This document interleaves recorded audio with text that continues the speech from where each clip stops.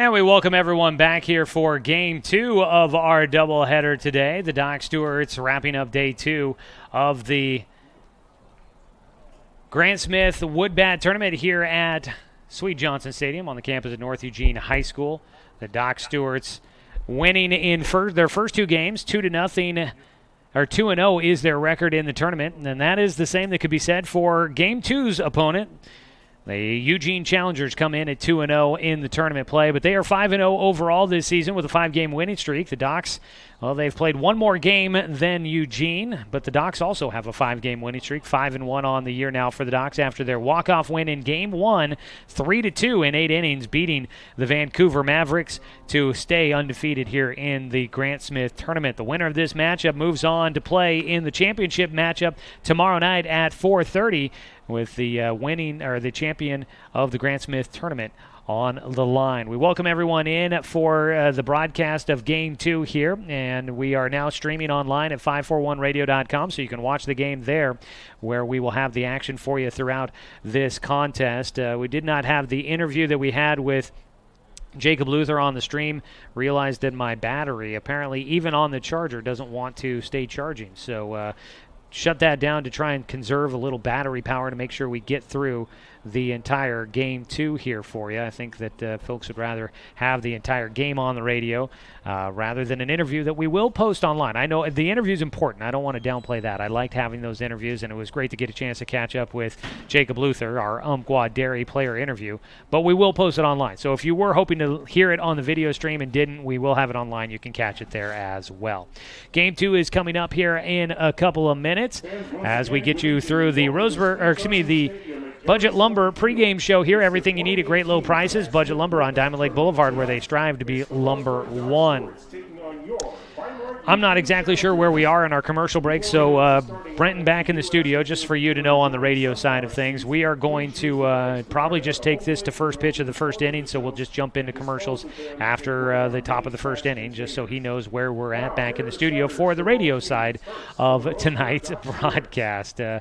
Just kind of going on the fly. These doubleheaders always end up throwing me for a slight of a loop because the timing in between games is always a little bit tough to judge exactly where you're going to be. But they're getting the starting lineups announced down on the field.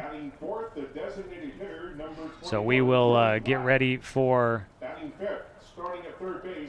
tonight's game as well with our starting lineups here. Might as well get to that here in the Budget Lumber pregame show. Starting lineup for the Doc Stewarts. It is your Cooper's Pest Control starting lineup. The batting lineup head coach Scott Shaver will send out. We'll have Garrett Russell leading things off, playing in center field. Zach Holland moves to the catcher position after playing in left field in the last game. He'll bat second. Playing at first base, first time in the field for him this year and getting a chance to start defensively, but hitting third, it'll be Luke Lucido. The DH will be Brody Black, hitting in the cleanup spot for the pitcher, Peyton Hope. The third baseman will be Zach Mandera. After picking up the win on the mound in Game 1, he moves to third base and will bat fifth. The shortstop is Cody Johnson batting sixth, followed by left fielder Doran Gillespie in the seventh spot. The second baseman is the Jacob Luther, who we talked to in between games, and the nine hitter is Jet Black playing in right field. That is your Cooper's Pest Control starting lineup. Cooper's Pest Control, your locally owned bug assassins with great low rates. Give them a call at 673-0363. Looking around the diamond defensively for the Eugene Challengers, presented by Diamond Power Equipment. On the mound for Game 1. Game 2, it's Preston White on the mound for the Challengers. A righty out there throwing his warm-up pitches as we get ready for the start of this ball game.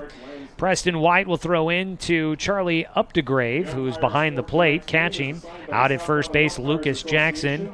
It's Dane Woodcook at second. At short is Keller Edwards. And at third base, Peyton Bracey. In the outfield from left to right, it's Griffin Lavasser. In center field is Cole Wilkinson. And in right field is Kyle Lund. And that is your look around the diamond for the defensive starters, brought to you by Diamond Power Equipment, where the variety of outdoor power equipment is second to none. That'll wrap things up with our Budget Lumber pregame show, a little bit abbreviated, but everything you need at great low prices. Budget Lumber on Diamond Lake Boulevard, where they strive to be number one. All right, folks, here we go. Get ready for the second game of the day. Docs will be wearing their orange jerseys here again, and they won in them in game one of the day, so why not sport them for game two? Docs will wear the orange tops, the gray trousers, numbers on the back in white, Roseburg across the chest in the white script. The uniform description brought to you by Hammer Sport, Douglas County's hottest custom sportswear store for custom team jerseys, hats, and more. Find them in downtown Roseburg on Jackson Street. First pitch in for ball one. And Garrett Russell leading things off for the Doc Stewarts will have a 1-0 count against Preston White. Pitch two is upstairs for a 2-0 count. Docs winning in extra innings against Vancouver before this. They look to continue the momentum. A 2-0 pitch for Russell. He takes for strike one. Garrett had a base knock to lead off his offensive performance in the game against Vancouver. The 2-1 pitch to him here. He takes high for ball three. Has a 5-game hitting streak going. In that leadoff spot, he has been very good. Coming into today's action, he was hitting .692. 3-1 delivery from White. It's high for ball four, and Russell will take a leadoff walk to start out the ball game. Believe it or not, he gets on base at a .733 clip coming into today, and that is his first walk of the season. Kind of surprising there. Russell gets on with nobody out to lead off the game. And now Zach Holland will get a chance to hit. Zach went hitless in game one, looking to make up for that. Lefty versus righty matchup is Holland, the left-handed batter but right-handed thrower, will dig in.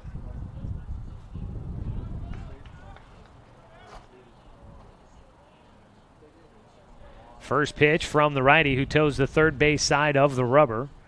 Will throw in. The breaking ball is high, and he loses his hat in the process. Kids these days, they all grow their hair out and their hats don't stay on. Wind is blowing a little bit as well. Did I sound old enough with that comment? I feel like I did. Found out that there are guys on this team this year that were born the year I graduated high school. Made me feel really old this year. Pitch in the air, foul territory, third base side, could be playable. Bracey underneath it almost overran it, but Zach Holland will fly out to Peyton Bracey at third base in foul territory for out number one. So that did not take long there for Holland. Only 2 pitches in to his at-bat, and he pops out in foul territory. One away, Luke Lucido will get a chance to hit. He had a pinch hit appearance in game one, got on with a single, and then came around to score the game-winning run on a throwing error. He takes high for ball one. Luke, of course, one of the top hitters for this Docs team last year, but had the shoulder injury in game one of the high school basketball season. Had to sit out all winter, sat out most of the baseball season in the spring, just now getting back to full strength. The 1-0 pitch to him, a swing and a miss on a breaking ball, drops underneath the bat, and he's got a 1-1 count. That the bottom dropped out of that breaking ball there from Preston White. As a throw over to first, back in will go Russell. Garrett got on with the leadoff walk, still on at first base.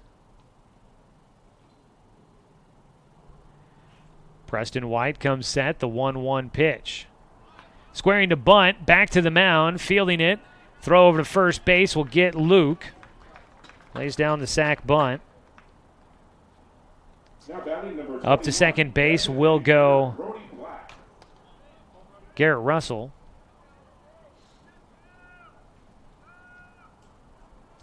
And now with 2 outs, Brody Black will try to keep the inning going. Brody had a hot stick in game one with a couple of hits, and every time he put the ball in play, boy, he sure did get a lot behind it. He ended up finishing 2 for 4 in that game. Hit one to the warning track in left and had a couple of line drive shots back up the middle and to the right side. He takes inside for ball one from Preston White. it was pretty impressive. And he's been using all sides of the field right now, it looks like. So pretty good here for Brody Black. The 1-0 pitch is in the dirt. Russell, a late break, going to try for 3. The throw high. Got him. Garrett Russell trying to take on a pitch in the dirt, gets thrown out at third. And the Doc Stewarts trying to be aggressive on the base paths. They are unable to do anything with the leadoff walk. No runs, no hits, no errors, nobody left on base. We head to the bottom of the first inning. It's a scoreless ball game here on CBS Sports Radio, 1490 The Score. Feel free to taste the reason why it's one of the best concession stands in all of amateur baseball. Douglas County is your home, but no matter where life takes you, Cascade Community Credit Union will be there whenever you need us. Through every adventure, we'll be there with access to over 30,000 no-fee ATMs worldwide. Through every triumph, we'll be there every step of the way with a home mortgage. And through all life's little quirks, we'll be there with one-on-one support to get you back on the road in no time. Neighbors are there for each other, and that's exactly who we are. Cascade Community Credit Union, there whenever you need us.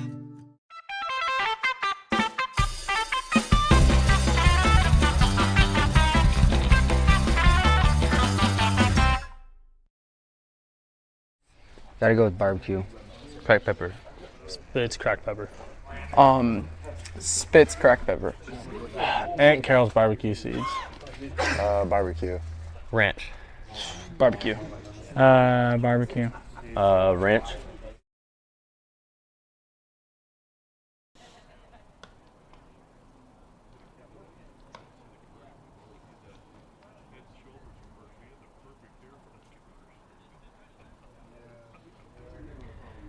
Bottom of the first inning, it's a scoreless ball game. Doc's unable to do anything after getting the leadoff man on in the top of the first. We head to the bottom of the first inning. Peyton Hope on the mound for the Doc Stewarts as we take a look at the Eugene Challengers starting lineup. Brought to you by Cooper's Pest Control. Leading things off will be Kyle Lund.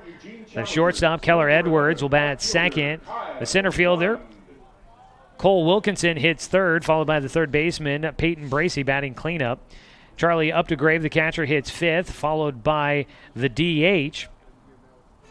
And that is Prescott. And there he is, Jonathan Prescott, batting in the sixth spot. We'll get you the rest here in a moment as the first pitch swinging, a foul ball for the leadoff man, right fielder Kyle Lund. So the 7-hitter is Lucas Jackson, the first baseman. Dane Woodcook, the second baseman, bats eighth, and Griffin Lavasser in left field, batting ninth. That is your your Cooper's Pest Control starting lineup as Peyton Hope misses inside. Holland can't make the catch, and it goes all the way to the backstop. 1-1 count here to the leadoff man, Kyle Lund. Eugene Challengers come in undefeated, 5-0. So far this season. Doc Stewart's 5-1. Both teams with a 5-game winning streak. One of them comes to an end tonight. Second pitch in for a called strike against Lund. The left-handed batter against the right-handed pitcher. A 1 ball, 2 strikes. Quick motion. Hope gets a chopper up the middle. It's going to be fielded by Luther, but he won't have a chance to throw to first. An infield single, that one high over the top of the mound.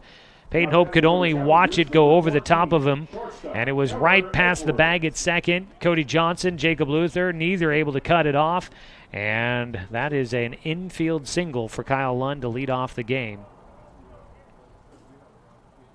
for the Eugene Challengers. Up next, the shortstop,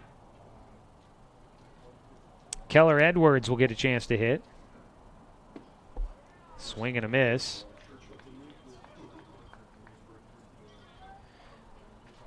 Edwards with the 0-1 count. Nobody out with one on. We'll look around the diamond defensively for the Docs here in this bottom of the first. Throw over to first base. Back in safely will go Lund.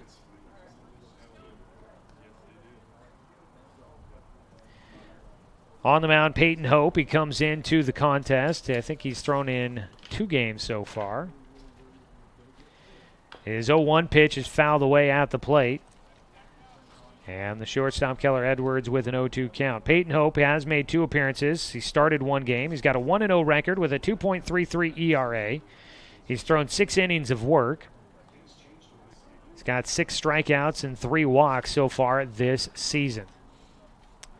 So Hope getting his 3rd appearance this year for the Doc Stewarts. The 0-2 pitch, ground ball to short, could be 2. Johnson to Luther to Lucido. Got him! And that'll be a double play, 6-4-3. And the Docs clear the bases with the double play. Luke Lucido with the stretch at first to finish that off. The ball slow through the infield for Johnson. They make the turn as fast as they can out at second. That was a bang-bang play at first for the second half of that double play. Bases clear. And up next will be Cole Wilkinson, the center fielder, another lefty standing in. He'll hit with 2 outs and nobody on base. That was a routine double play, and you couldn't have executed it much nicer. First pitch. Hope misses outside for a 1-0 count. Peyton Hope from Sutherland High School. Look forward to seeing what he has for us this year. Trying to figure out who the Docs will have in their rotation. As a ball in the air, left field side will go foul. Kind of trying to figure out how the rotation will go for this Docs team. You've got your staples in guys like Zach Mandera, Cody Johnson, guys that have pitched at this level before and I saw a lot of innings during the spring with the Roseburg Indians. Jay Stoffel, we know he'll pitch some. Squaring to bunt as Wilkinson will pull it back. And he'll have a 2-1 count. Jay Stoffel will get a chance to throw some. Was the 3rd starter for the Roseburg Indians during the spring and did a great job. It's a 2-1 pitch. Hope will get a fly ball to left field on the run, unable to get to it. Doran Gillespie will barehand it, fires back in, and it holds Wilkinson to a 2-out single to left field. Now batting number 9. So Peyton Hope could figure in there. Cade Meisner as well. Stoffel, of course, trying to get his spot in the rotation. And we'll kind of see where it goes from there. Jonathan Stone could maybe become a starter. Not sure. Haven't seen much out of him so far this year. 1 on with 2 away. Peyton Hope checks on at first. Now will fire in. The pitch in the dirt. Zach Holland throws down to first. Back in ahead of the throw will go Wilkinson. At the plate batting, it is Peyton Bracey from Willamette High School.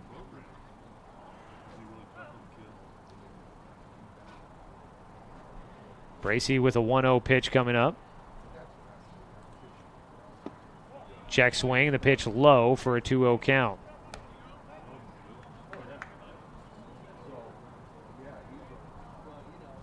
Bracey, an infielder and pitcher for the Wolverines during the spring. Roseburg Indian fans familiar with the name. The 2-0 is low, and it goes to a 3-0 count. Waiting on deck will be the catcher, Charlie Updegrave.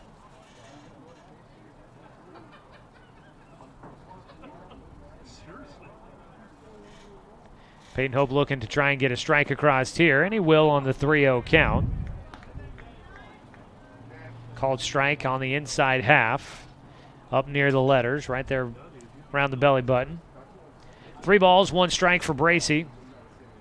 Hope will step off the mound. Wind continues to whip left to right across the diamond or blow out straight to center. It kind of keeps changing, but you keep seeing dirt kick up around the diamond here at Sweet Johnson. The 3-1, too far inside, and it'll be a walk issued with 2 outs to Peyton Bracey. So 2 runners on now with 2 away. Charlie Updegrave will bat next for the Challengers.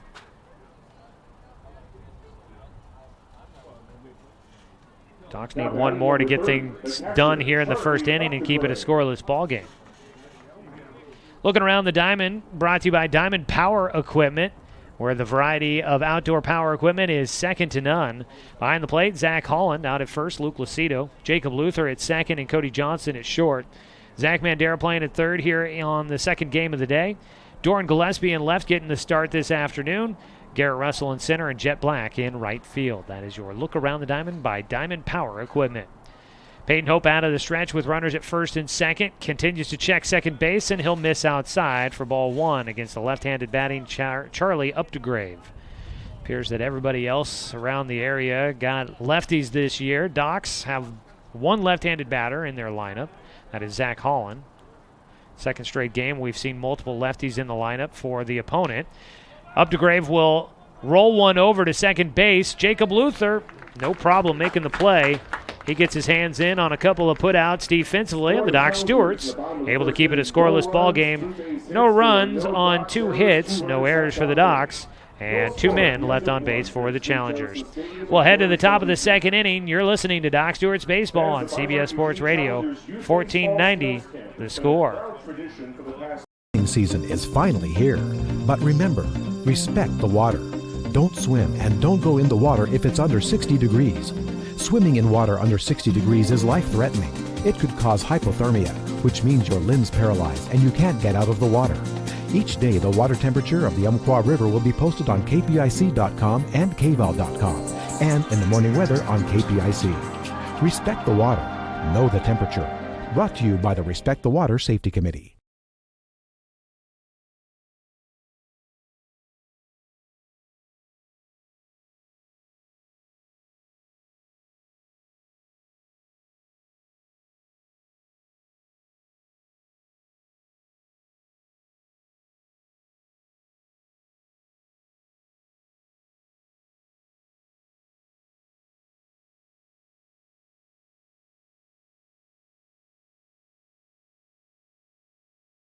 He can make it for the first 4 doubleheader of the season.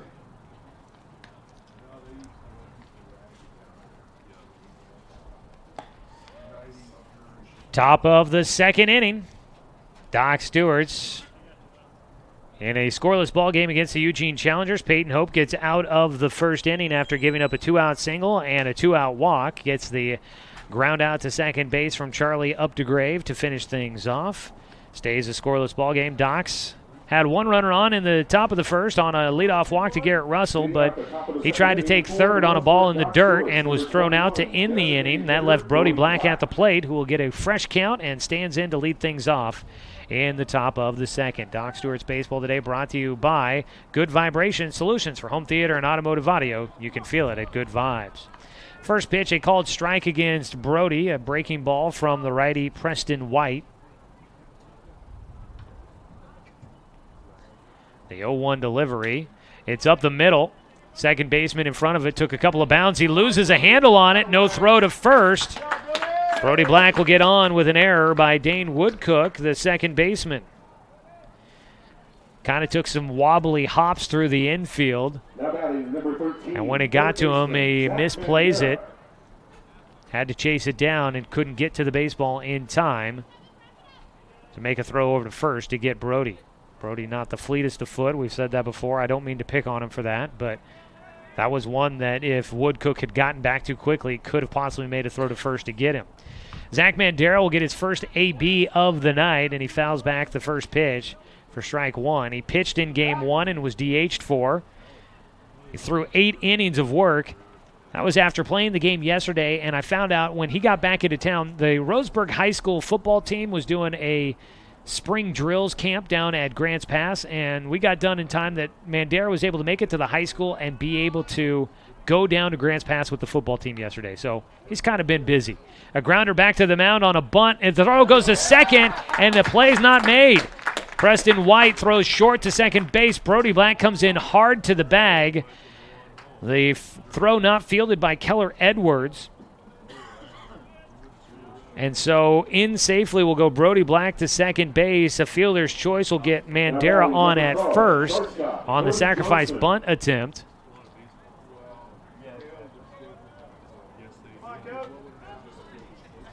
So Brody Black into second.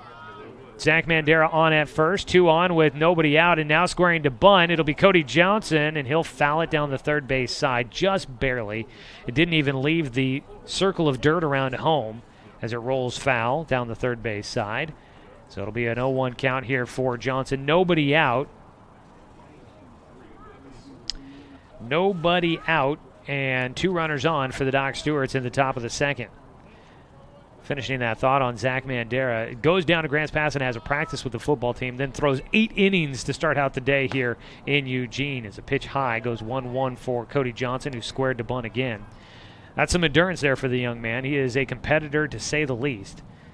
Zach Mandera on at first. Brody Black out at second base.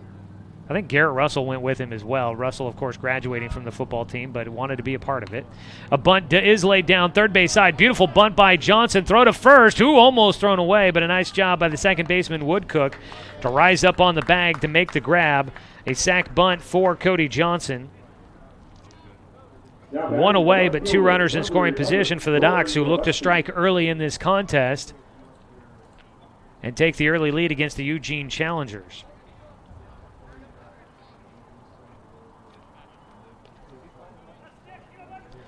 Hitting now will be Doran Gillespie.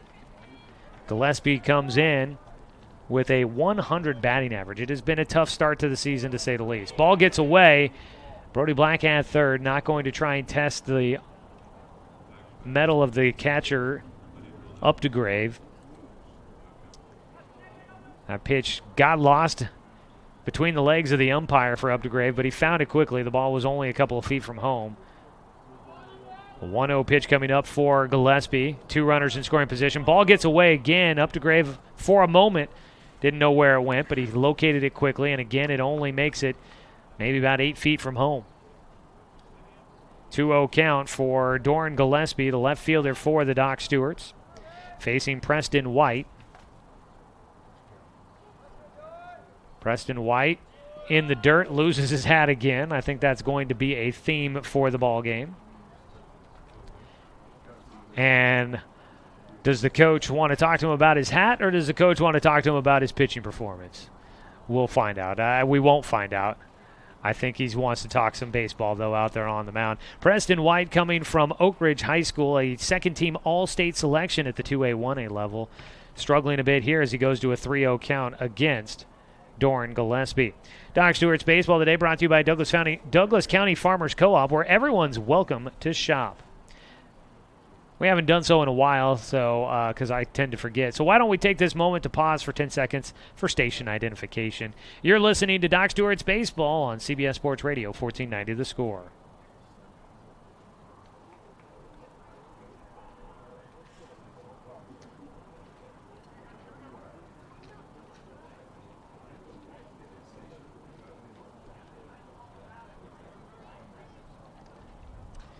Usually supposed to do that closer to the top of the hour, but we'll just get it in now. What the heck? 3-0 the count for Doran Gillespie. The pitch does make it across for strike 1. Catches the outer half.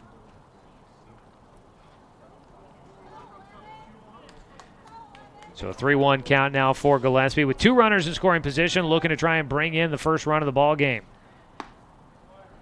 And that is ball 4, a borderline pitch there that just misses. And that'll load the bases with 1 away. And coming up to hit will be Jacob Luther from Umpqua Valley Christian. Luther, our interview subject in between games. His favorite sport, we found out. Of course, none other than baseball. You wouldn't spend your summer doing this if it wasn't your favorite sport, as he takes a pitch outside for ball 1. Jacob Luther comes in. Currently batting 111. He's only had a handful of at-bats, 1 for 9 on the year. Does have 3 RBI, though, and he's got an RBI opportunity here as the pitch misses outside for ball 2. I think, what's that, probably 4 times that he's lost his hat on a pitch? I'm going to keep a tally here. 1, 2, 3, 4. We'll go with 4 for right now. 4 times that Preston White has lost his hat through an inning. And no outs yet, so an inning and a third, as he does get a strike across on the 2-0 pitch against Luther. 2 balls, 1 strike here against Jacob Luther, the Doc Stewart second baseman. Bases loaded with 1 away, just trying to stay out of the double play. Strike 2 called on the outside corner.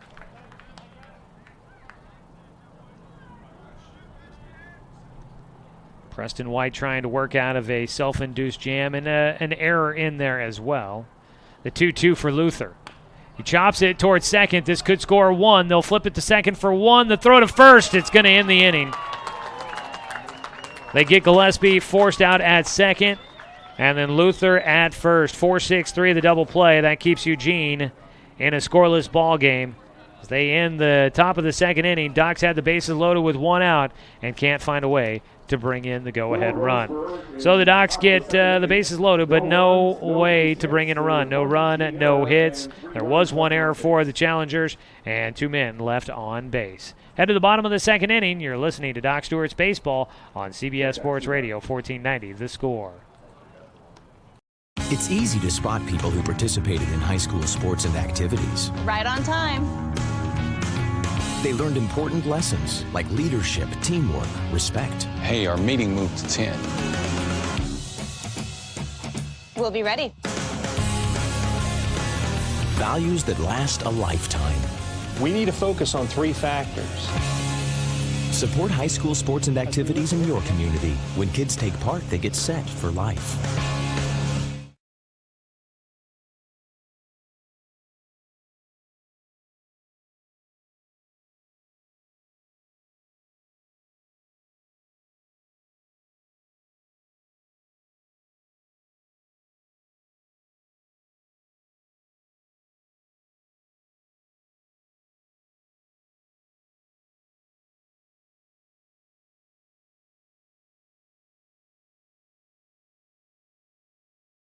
Number 16, designated hitter Jonathan Prescott.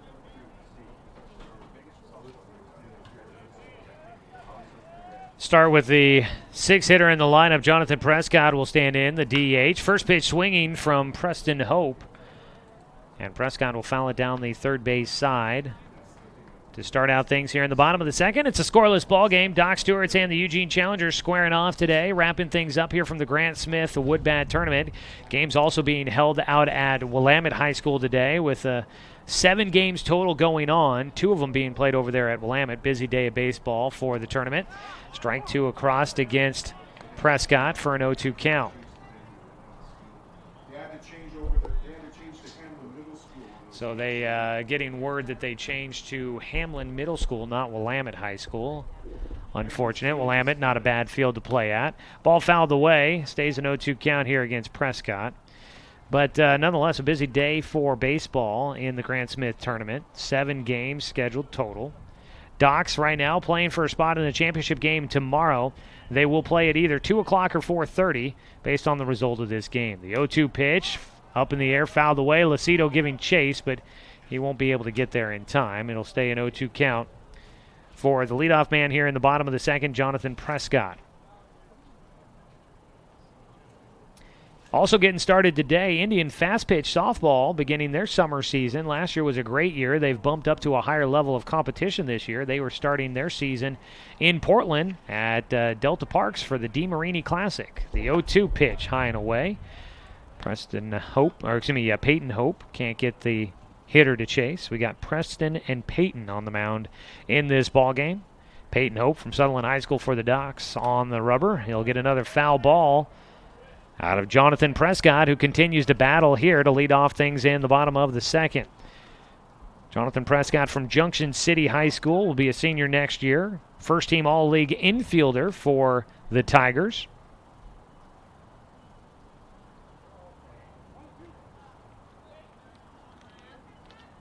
Preston Hope, he's got the long hair flowing out of his hat as well, but he hasn't lost it yet. Ground ball chopper up the middle, ranging to his left. Cody Johnson gets it, fires across the Lucido for out number 1.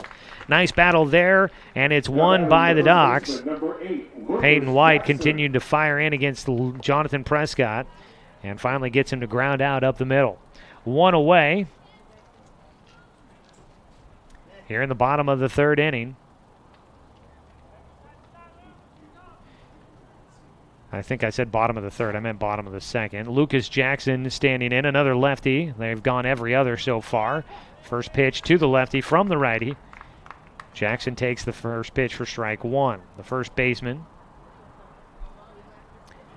Looks like he redshirted last year at Southwestern Oregon Community College.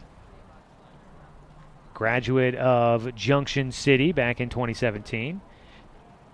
takes for strike two, a low outside corner, and he finds himself quickly in an 0-2 hole. It has been every other, first, third, fifth, and now the seventh hitter in the lineup have all been lefties. So Josh Riley, the head coach for Eugene, has a pattern as a pitch in the dirt, a half-hearted swing and a miss for a strikeout. And Lucas Jackson goes down swinging. That is a Joe's Towing strikeout. Joe's Towing, don't strike out when you get stuck. Call Joe's Towing your local professionals.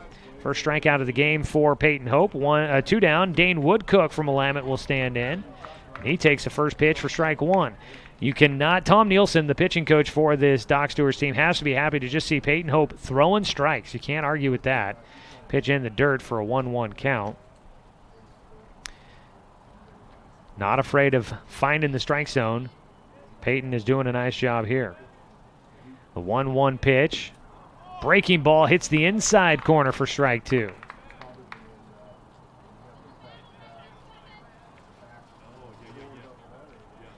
One-two delivery. Hope's also got a really quick delivery. As he fires in, the pitch is fouled down the third base side. It'll stay a 1-2 count. Hope, once he gets that sign and out of his set position, once he gets the sign, he goes right into his windup. Does not waste a lot of time. He's got a 1-2 count here against Dane Woodcook, and he misses outside. Evens things up. Woodcook, from Willamette High School. He was just a freshman this last year, but he did earn second-team all-conference honors in the Southwest Conference. He was a catcher, though. That's where he earned the honors. He is playing in the infield for the Challengers here today. Out of the windup, the 2-2. Strike three called. Back-to-back Ks for Peyton Hope. He gets the outside corner a little bit generous there, and it'll wrap things up in the second. No runs, no hits, no errors, nobody left on base. We're through 2 innings, still scoreless. Docs and the Challengers here on CBS Sports Radio, 1490, The Score. The Challengers are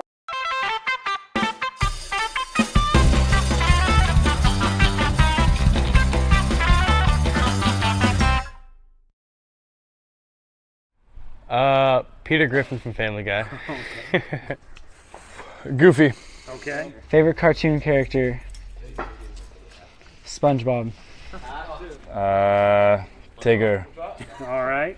My favorite cartoon character is Squidward.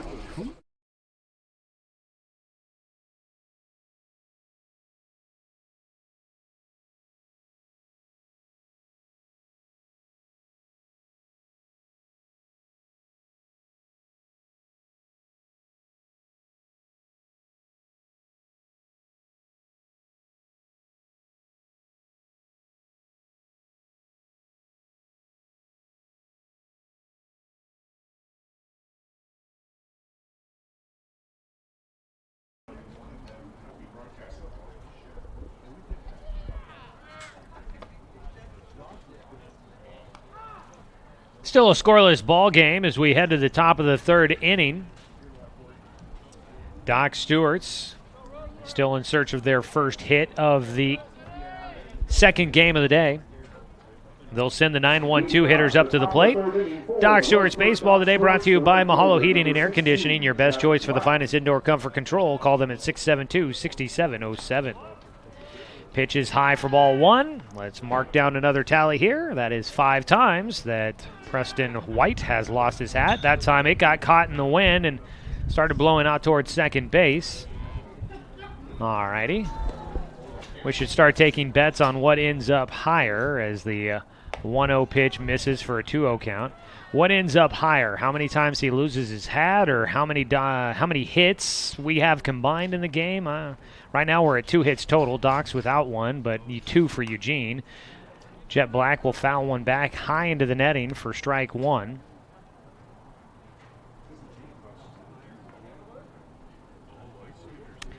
Jet went without a hit, snapping a 5-game hit streak in game one. A hat comes off, ground ball to second, though. Ooh, a late low hop for Woodcook. And he got him at first by a half step. Man, Black almost beat that out. Jet down the line quickly. 4-3 the put out. The ball has been taking some weird hops for second baseman Dane Woodcook. I don't envy that.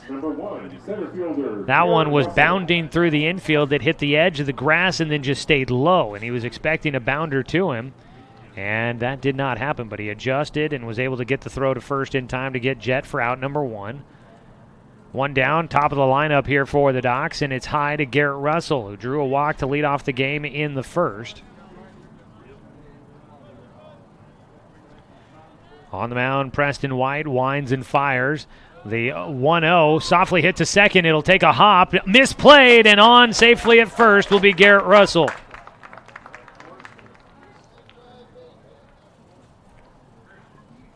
So that'll be another error in the game. Unfortunately, again, goes against the second baseman.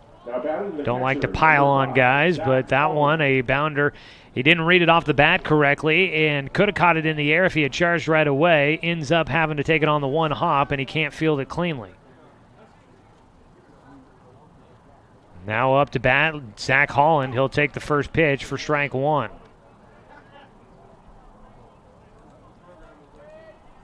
Still a scoreless ball game as we're in the top of the third inning. Lights will probably be coming on here soon as clouds starting to darken things here at the field.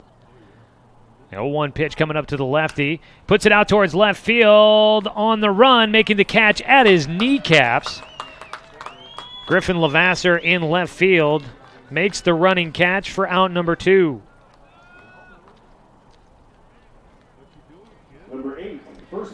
Sinking line drive out there to left field, just there in time. Levasseur making the play. 2 down. Still on at first is Garrett Russell.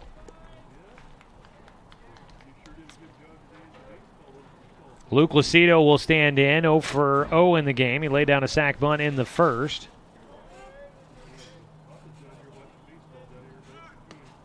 A strike called. Hat has come off 7 times now for those keeping track at home. 0-1 count for Lucido, looking for another hit. He had a hit in a pinch hit appearance in Doc's first game of the day. The first baseman takes a breaking ball for a strike, throw down to second, gets into center field. Russell's going to get up, but he'll stay at second. Stolen base for Garrett.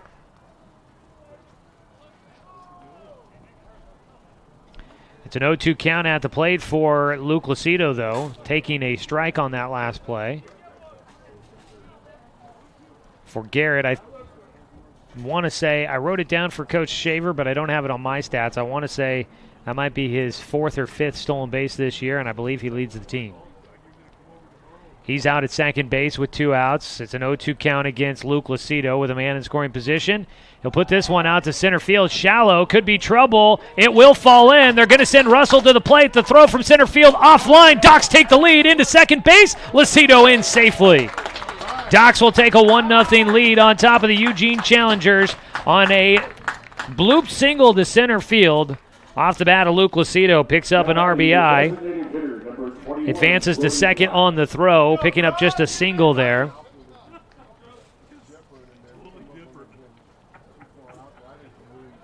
Wilkinson, his throw tailed away from home plate to the catcher up the first base line.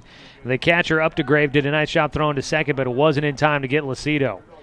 So 2 down, and the Docs leading 1-0. Still a man at second base. Brody Black hitting. Ground ball left side, deep in this hole at short. Not able to make the play. They're going to send Lucido to the plate. The throw, taking the catcher up the line. It gets away. Lucido will score. And the Docs take a 2-0 lead on a pair of back-to-back singles here in the third with 2 outs. Brody Black picking up an RBI. Luke want to make sure he does not get hurt, but he wouldn't be out there if that was the case. And Lucido comes in, making the slide with a face full of dirt. He gets in to give the Docs a 2-0 lead. Still 2 outs, and up next will be Zach Mandera with Brody Black on at first. Time called before the first pitch to Mandera.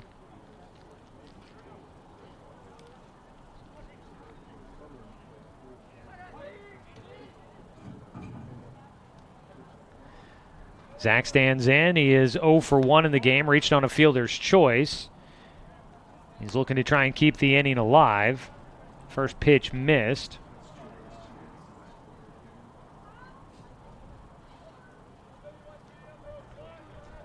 Docs continue their aggressive approach on the bases as an inside corner pitch will catch the strike zone. 1-1 now for Mandera. Docs stealing the base. They've been caught a couple of times, but they have been aggressive, and it's paid off here with making the outfielders make that throw to the plate to try and get their runners. Pitch swung and missed, and got by the catcher up to Grave. That was hard to tell whether it was a foul ball or a ball that got by. Brody Black decided to go back and play it safe at first. Swing and a miss. Mandera with a 1-2 count.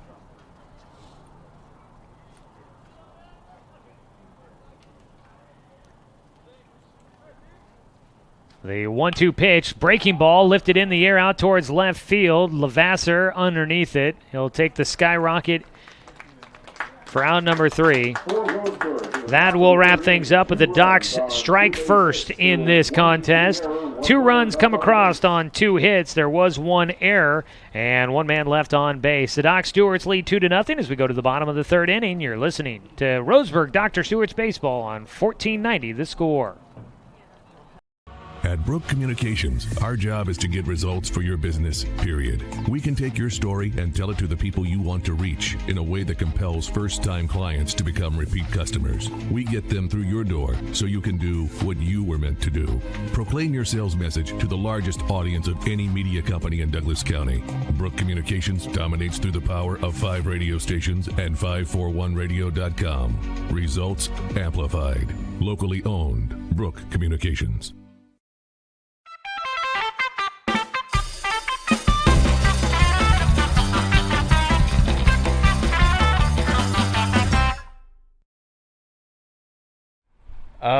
Peter Griffin from Family Guy. Goofy. Okay. Favorite cartoon character? SpongeBob. Tigger. All right. My favorite cartoon character is Squidward. Day June 19th, also July 7th and July 23rd. Make sure on any of those 3 nights. Start the bottom of the 3rd inning. Docs leading 2-0 as Peyton Hope will work for a 3rd inning, and he gets the first pitch across for strike 1. Griffin Levasseur leading things off. He's the 9-hitter, last one to face Peyton Hope for the first time. The left fielder stands in with the 0-1, and he'll swing and miss for strike 2. Levasseur making plays out in left field in the last half inning. At the plate now trying to carry it over, but he's down 0-2. He'll hit one, a couple of hops to second base for Jacob Luther, and he'll fire over to first to lead things off here in the bottom of the 3rd for the Eugene Challengers. 1 away. Head back to the top of the lineup. Kyle Lund will stand in. He had a single right back up the middle. Turf must be pretty dry and tough out there here at Sweet Johnson. I've been seeing a lot of balls hit right into the ground that just spike up into the air. Out to shortstop. Cody Johnson makes the play. Too much speed. The ball gets by. Slipping. Now having to head back to the bag. Can make a tag. Oh, man. Flacito had been able to get a glove on him. Making the turn was Lund. And I think if they had been able to get a glove on him, they might have been able to convince him that it was he had made the attempt to try and go to second and that they were tagging him off the bag. But they're unable to. On at first base, Kyle Lund picking up another hit. He had beat out the throw. Even if Johnson had thrown a strike to Lucido at first, that one was not going to be in time. Lund quick, man. I did not see that. He was lightning quick down the line. First pitch, squaring to bunt and taking for strike 1. Keller Edwards. He grounded into a double play in the first. And that came with Kyle Lund on at first base. Docs Baseball tonight brought to you by Flyaway Travel. Book your travel plans with our travel experts, now located at 1445 West Harvard in Roseburg. Pitch gets by Zach Holland, and in safely will go Lund. He gets up to take a look at third. The throw goes back to the mound to Peyton Hope, and that'll hold the runner. So the question is a wild pitch or a pass ball on that one. I'm going to say a wild pitch, I think. Didn't seem as if Holland had a great opportunity to catch that one. Looked in the dirt. So a 1-1 count now at the plate against Keller Edwards. Man in scoring position. Docs leading 2-0 against the Eugene Challengers. Eugene has not lost at all this season. And if the Docs were to win here, it would propel them to the top of the standings in Area 4. Granted, this is a non-league game, so just based off of the overall records, the Docs would have the best record in Area 4 if they get the win here tonight.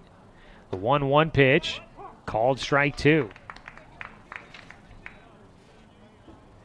Grants Pass also at 5-1, and I believe they're in action today. They're taking on With Nell, so I guess Docs could be tied with Grants Pass with the best record if they were to get a win here this evening. 1-2 pitch from Hope with one away. Comebacker goes off of Peyton. It goes right to Cody Johnson. He'll throw to first. They get the out at first base by a half step. Luke Lucido didn't have heads-up play at first. He held on to the baseball too long, and taking home will be Kyle Lund. He'll steal home on the play. Edwards out at first, and I think that goes off the glove for Peyton Hope. And it ricocheted to Cody Johnson, but Luke Lucido came up with the grab at first and got, I think, a little off balance. And that's why he wasn't able to kind of come away from it and hold the runner to third. So heads-up play by Kyle Lund to tie this, or not tie, but to get Eugene on the board, trailing 2-1. Pitch in the dirt with 2 outs now. Here in the bottom of the third, nobody on base. Cole Wilkinson hitting. He fouls one back. Gives him a 1-1 count. Wilkinson, 1 for 1 in the game, had a flare out to left field for a base knock.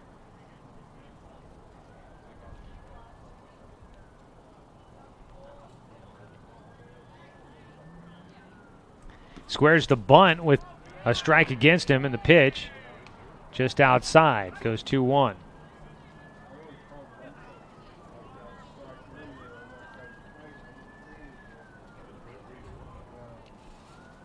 The 2-1 pitch in the air, out of play over the left side. 1 strike away from getting out of this third inning. Second time through the lineup seems to be both offenses starting to pick up some tails against the pitchers. Docs scored 2 on their second time through. Eugene finally getting 1 across against the Docs here in the third after they start their second time through the lineup. Pitch outside for Wilkinson, and he's got a 3-2 count. Peyton Hope delivers in. It's in the air, drifting foul, giving chase. Gillespie won't have a chance to get there. Too long of a run. Cody Johnson also chasing, will get the baseball. Fires back in. Stays a full count. So I credited that play off the bat of Keller Edwards with an official 2-6-3 because I'm pretty sure that got Peyton Hope.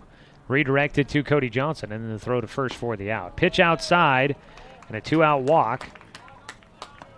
Not a trend you want to see. Peyton Hope did that in the first inning as well. Puts a man on with 2 away. That would be the tying run at the moment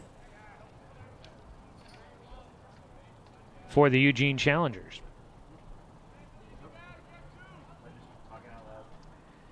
Peyton Bracey steps in. He walked in the first. 1 of 2 issued so far by Peyton Hope.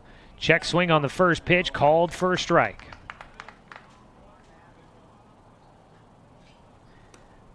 Peyton Bracey, just a junior this last year for the Wolverines, earned honorable mention All Southwest Conference honors. Runner going, throw down to second, won't be in time. Knocked down by Jacob Luther.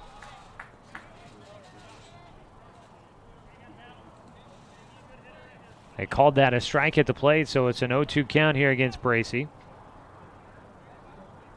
Challengers being aggressive on the bases themselves. Another stolen base for them. 0-2 delivery, though, for Bracey.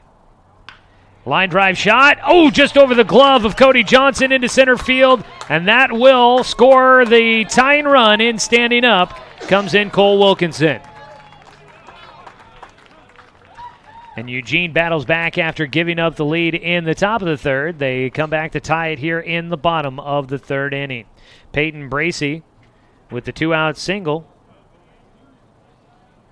brings in a run. 1 run in on 2 hits here in the third inning, and a walk in there. That 2-out walk now coming back to haunt Peyton Hope, as that is the second run of the game for the Challengers.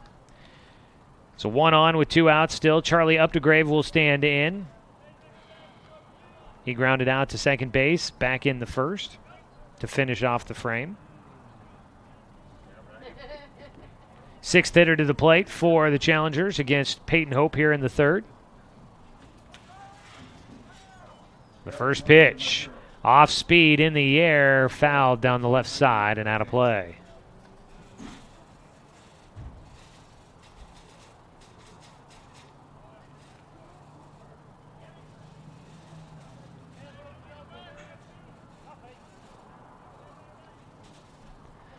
Oh, 1 pitch.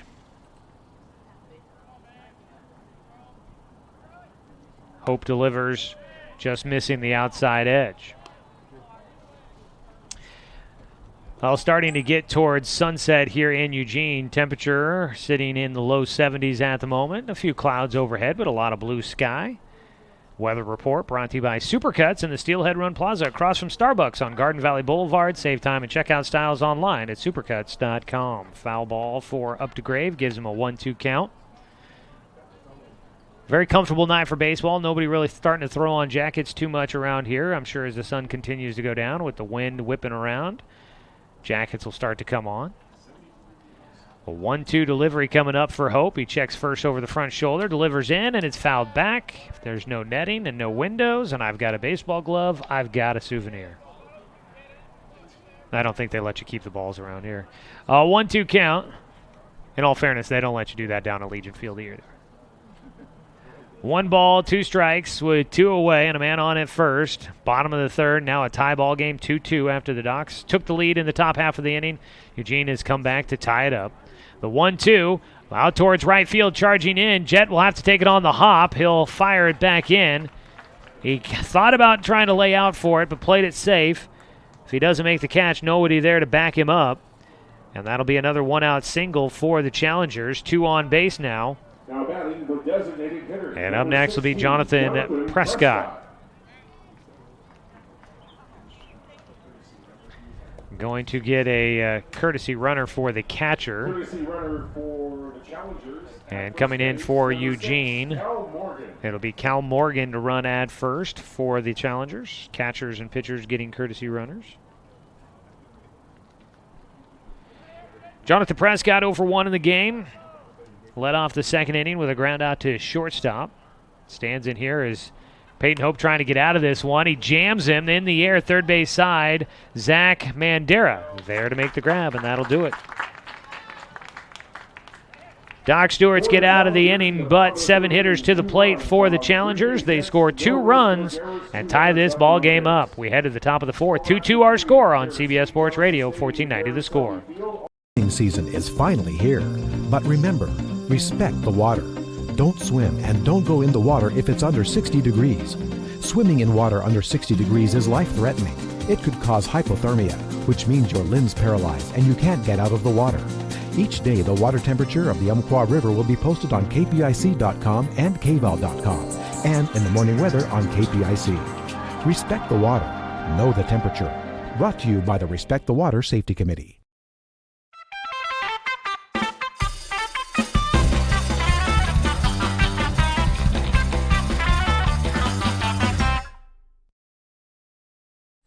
Gotta go with barbecue.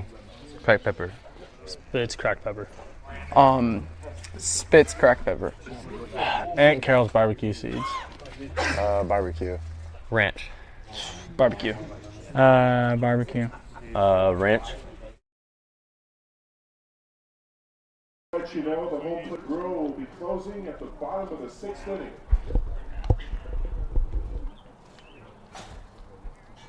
Headed to the top of the 4th. It's a 2-2 ball game. Docs and the Eugene Challengers. Tonight's game brought to you by Clinton Newell Auto Group, your local Chevy, Buick, GMC, and Toyota dealer.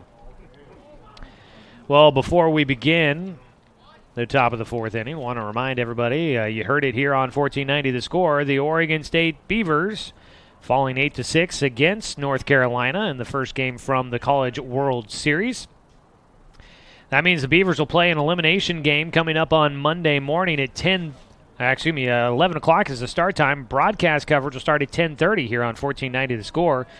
The Beavers will play the loser of Mississippi State and Washington. That game going on right now. It's in the bottom of the 8th with a 0-0 tie in that one. So we'll have coverage for you. Because of that, because of Beavers baseball, that means we will not have an off-the-wall show for you on Monday. So I know all the 2 off-the-wall fans that tune in regularly, my mom and, well, I'd like to say my wife, but she's not actually one of them. It's probably Josh Nelson that tunes in all the time. I've got a couple other regulars, but I don't know if many people will tune in for every show. But I'm sorry to those couple of fans that tune in regularly. No show on Monday. 1-0 pitch here for Cody Johnson. He took the first one, a breaking ball inside, takes high for ball 2. So Beavers baseball again starting at 10:30 a.m. on Monday morning here on 1490 The Score. 2-0 pitch for Johnson. He takes at the belt on the inside corner for a called strike. We'll have some other programming notes to make sure you're aware of coming up next week. I am going to step away from the office for a couple of days. 2-1 pitch. Johnson fouls it away. That will get out of play over the hedges down the right field side. For those watching online, that it was not a strikeout. I apologize. Clicked the button too many times. 2-2 the count here against Cody Johnson. He laid down a sac bunt in his only at-bat so far. Line drive shot will get through on the left side into left field. Took one hop on the infield dirt and into left field. He's on with a single to lead off things here in the top of the 4th.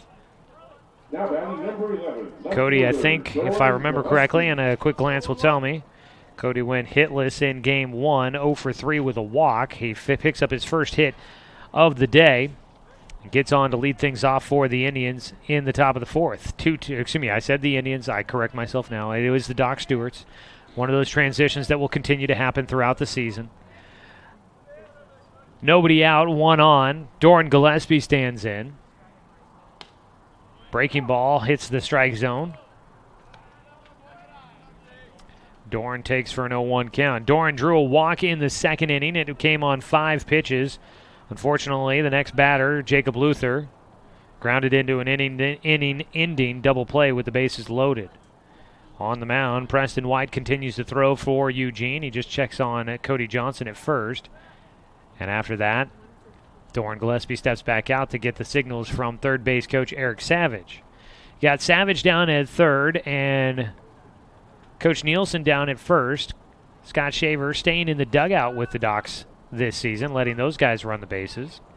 Squaring to bunt now is Gillespie. The 0-1 pitch is back to the screen for strike 2.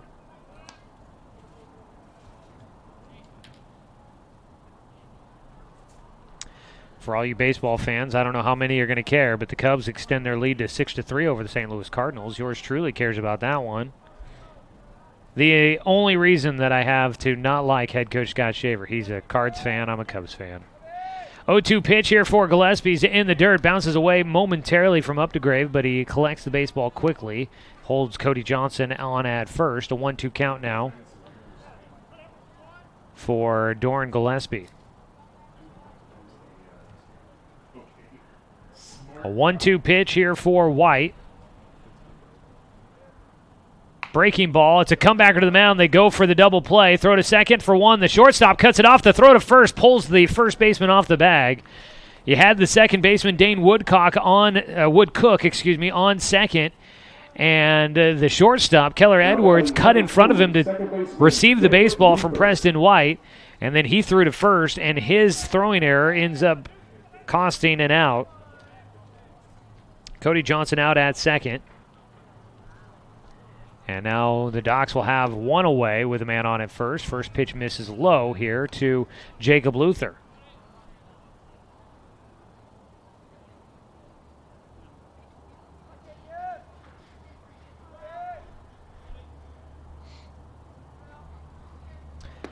The 1-0 is on the inside edge. Luther with a 1-1 count.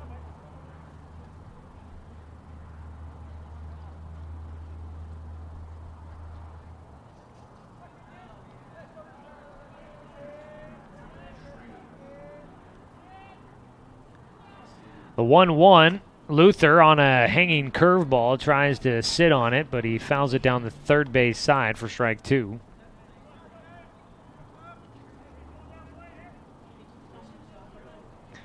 One ball, 2 strikes against the Docs' second baseman. Trying to get his bat going here.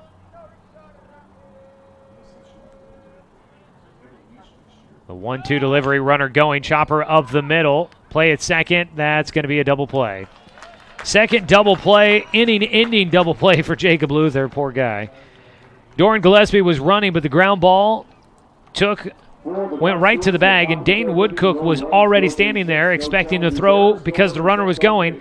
So he just fielded it, stepped on the bag, and throws to first for the double play. That'll wrap up things in the top of the 4th. Still a 2-2 ball game as we head to the bottom of the 4th inning here on CBS Sports Radio, 1490 The Score. Check that for the Docs. There was no runs on one base hit. Douglas County is your home, but no matter where life takes you, Cascade Community Credit Union will be there whenever you need us. Through every adventure, we'll be there with access to over 30,000 no-fee ATMs worldwide. Through every triumph, we'll be there every step of the way with a home mortgage. And through all life's little quirks, we'll be there with one-on-one support to get you back on the road in no time. Neighbors are there for each other, and that's exactly who we are. Cascade Community Credit Union, there whenever you need us.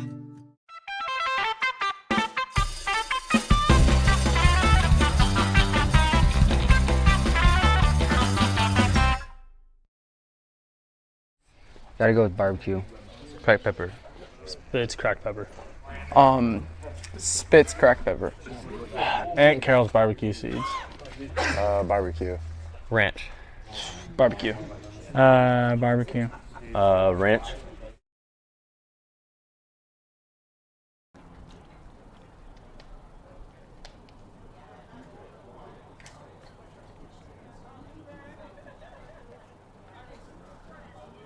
Yeah. Are we back?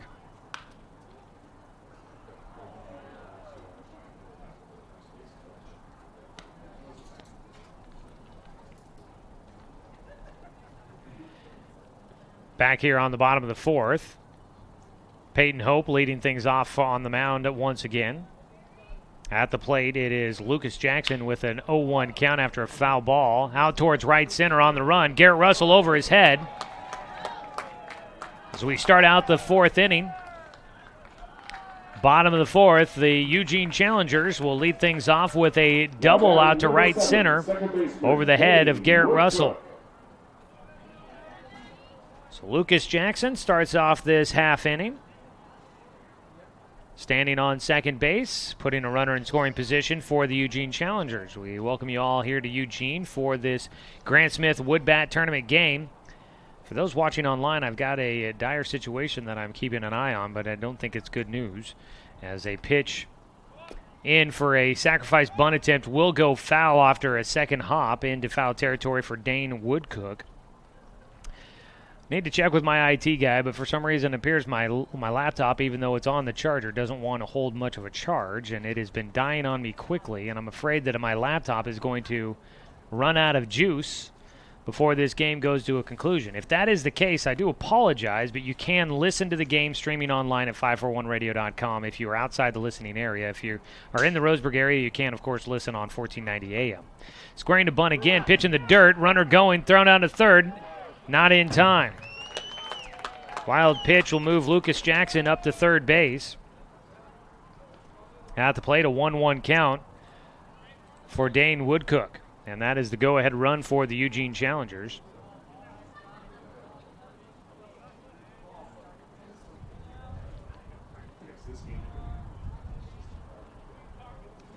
1-1 delivery coming for Woodcook, who struck out looking. He'll take inside. And he'll give him a 2-1 count. So, yeah, for those watching online, I apologize. I know we've got the setup here, but I got a bad feeling we may end up losing the computer power supply. Pitch fouled away. And Woodcook will have a 2-2 count. He's got a man 90 feet from home to try and bring in. Nobody out, so a sacrifice fly would do the trick. Anything out of the infield will definitely score. Lucas Jackson from third. Well, not definitely, but more than likely score Lucas Jackson from third to give Eugene the lead. But this is a fly ball on the infield. The first baseman, Luke Lucido, he makes the grab, and he astutely makes sure to check the runner at third. One away. Now batting number 12, left fielder Griffin Levasseur. And the Doc Stewarts still holding on to the tie ball game at 2-2. Griffin Levasseur will stand in. Levasseur 0 for 1 in the game with a ground out to second. An open stance with the wood bat in his hand. First pitch swinging. It's a fly ball to center field. This could give Eugene the lead. The throw from Russell cut off by Lucido, and he won't make the relay to the plate. A sacrifice fly for Griffin Levasseur. And that will give Eugene their first lead of the ball game against the Doc Stewarts. 2 down now, and the top of the lineup will come up. 3-2 the score. Eugene in front. That's just good execution baseball right there. A high, deep fly ball to center field, able to score Lucas Jackson. 3-2 the score in favor of the challengers. Hope looking for an out here. He'll get a ground ball. Couple of hops to Jacob Luther. Throw to first. He gets it there in time to get Kyle Lund on the first pitch. 4-3 is the put out. The score now 3-2. Eugene in front of the Doc Stewarts as we head to the top of the 5th inning. You're listening to Doc's Baseball on 1490 The Score. Season is finally here. But remember, respect the water. Don't swim and don't go in the water if it's under 60 degrees. Swimming in water under 60 degrees is life-threatening. It could cause hypothermia, which means your limbs paralyzed and you can't get out of the water. Each day, the water temperature of the Umpqua River will be posted on kpic.com and kval.com, and in the morning weather on KPIC. Respect the water. Know the temperature. Brought to you by the Respect the Water Safety Committee.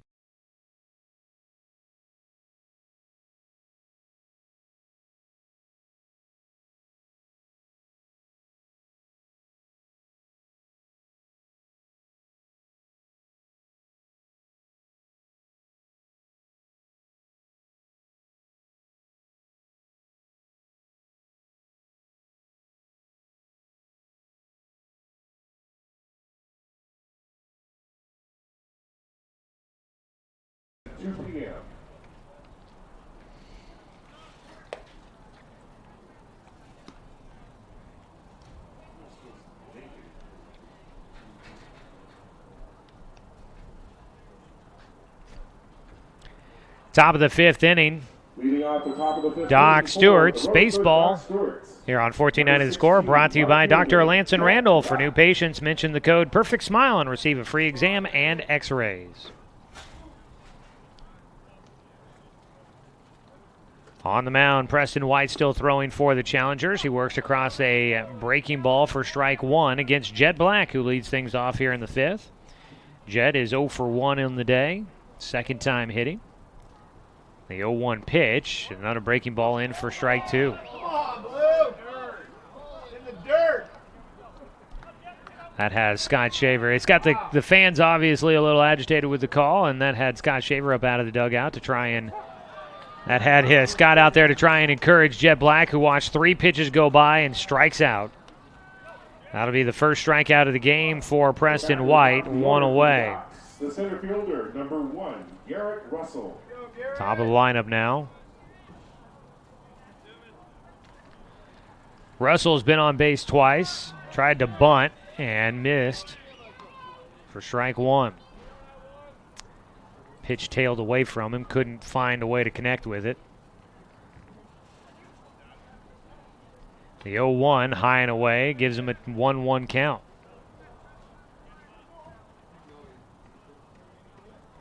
Preston White up over 60 pitches thrown in this one. The 1-1 breaking ball high and inside, backing off Garrett Russell.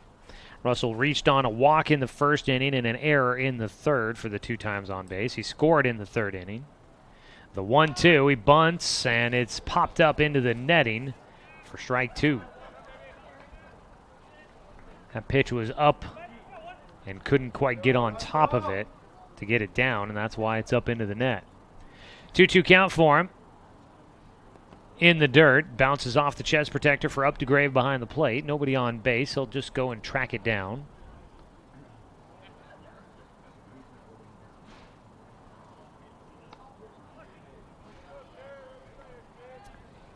Three balls, 2 strikes here against Garrett.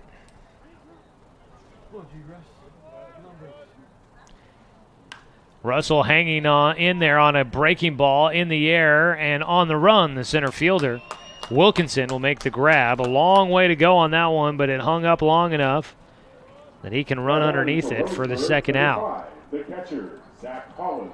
2 down.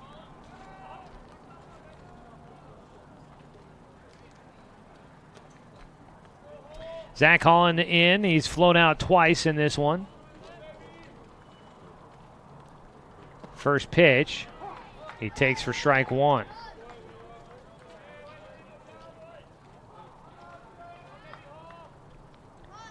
The lefty in there, the 0-1. He pulls first base side, but foul for strike 2.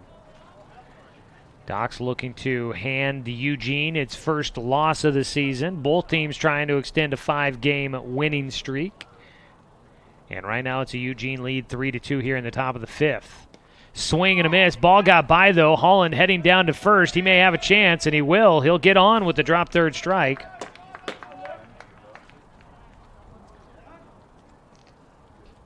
Now batting the first baseman, number 8, Luke Lucido. So on safely will go Zach Holland. First time on base for him.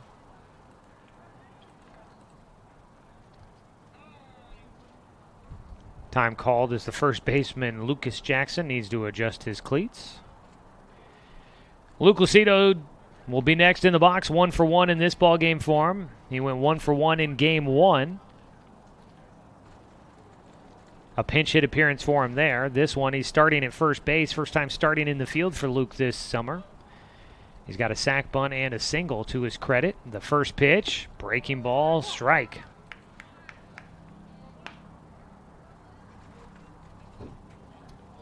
Again, for those watching online, I am concerned about my computer's performance here, but the battery is not holding much of a charge, so runner going, a pitch high, throw down to second base is going to beat. That's going to beat Zach Holland to the bag, and the Docs get the final out made at second base. That'll wrap things up. We'll continue the thought again for those watching online. We're going to stick with it as long as we can, but unfortunately, power is draining, and I'm not sure why. We'll try and figure that out. But we head to the bottom of the 5th. Still 3-2 the score. Eugene in front of the Doc Stewarts here on 1490 The Score. It's easy to spot people who participated in high school sports and activities. Right on time. They learned important lessons like leadership, teamwork, respect. Hey, our meeting moved to 10. We'll be ready. Values that last a lifetime. We need to focus on 3 factors. Support high school sports and activities in your community. When kids take part, they get set for life.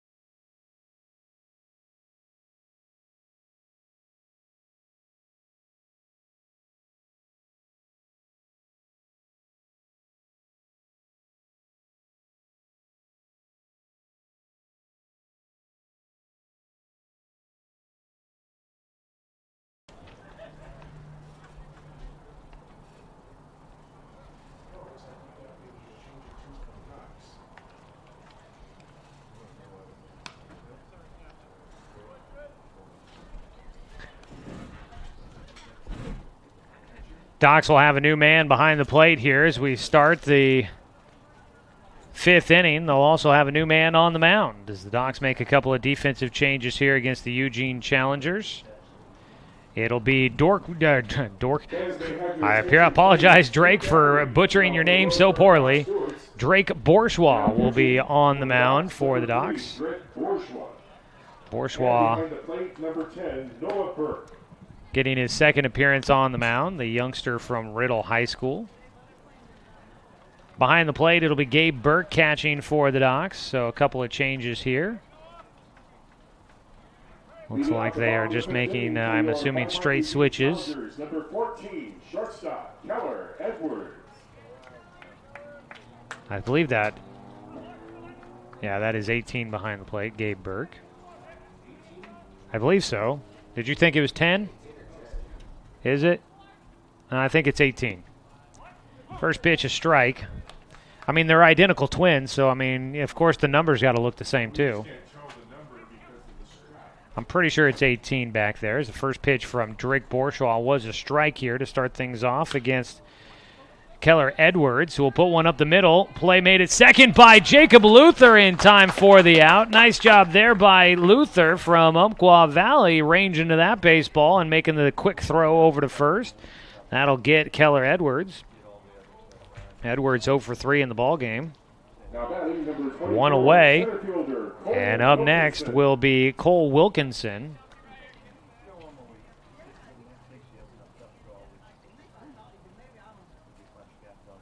Drake Bourgeois, the first pitch, a breaking ball high.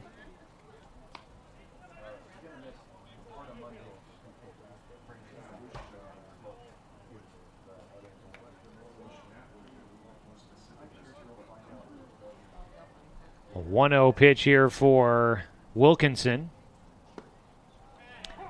Bourgeois will catch the outside corner to even it up. A righty versus lefty matchup here. Bourgeois on the mound, a right-hander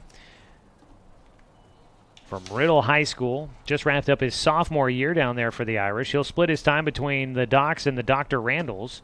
It's a swing and a miss for strike 2.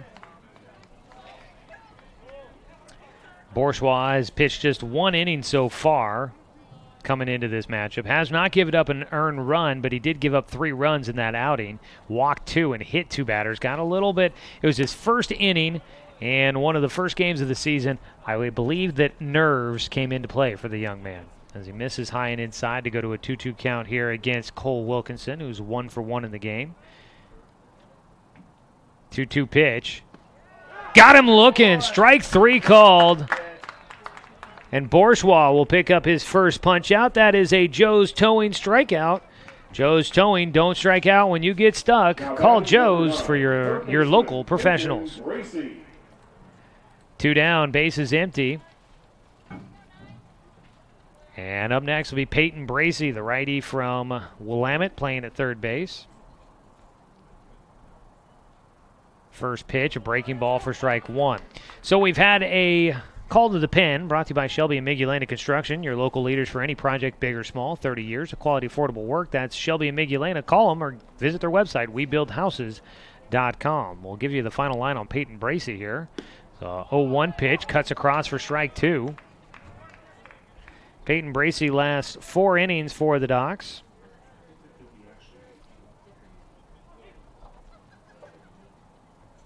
The 0-2 pitch from Bourgeois in the air out towards center. Now going back and hustling that way. Garrett Russell will get underneath it. We'll get you the full line for Peyton as we put the numbers together here as we head to the 6th inning. A 1-2-3 inning for Drake Bourgeois. Nice relief appearance for him so far. We'll head to the top of the 6th inning. Docs trailing 3-2 against Eugene on CBS Sports Radio, 1490 The Score.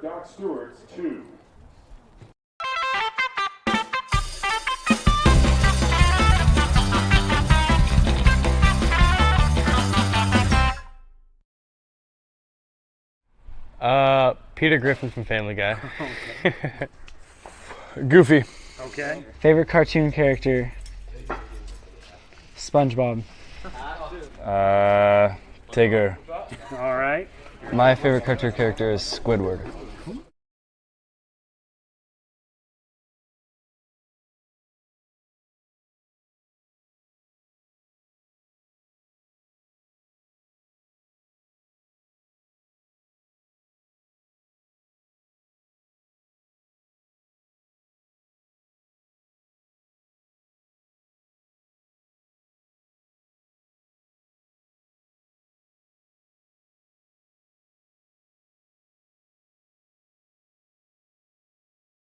but you'll still be able to get soft drinks, coffee, and all that kind of stuff. But after the bottom of the 6th inning, the home plate grill will close.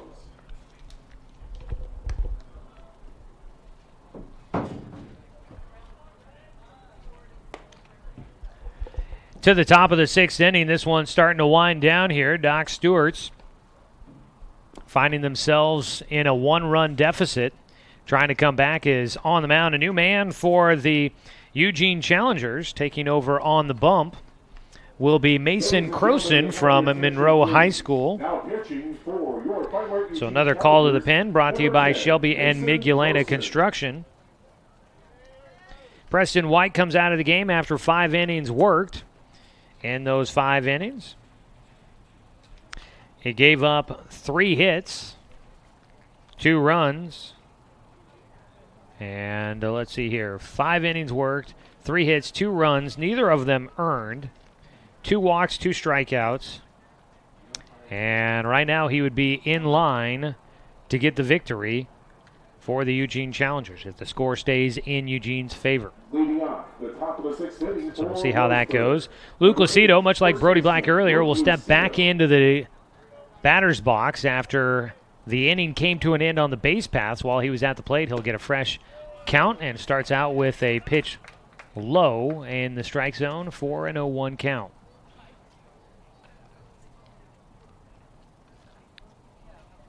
The 0-1 pitch bounces in. Luke, a check swing, will lay off, and the pitcher will get a new ball as that one bounces away from up to Grave behind the plate. So Mason Croson takes over on the mound for Preston White. Pitch is high for a 2-1 count.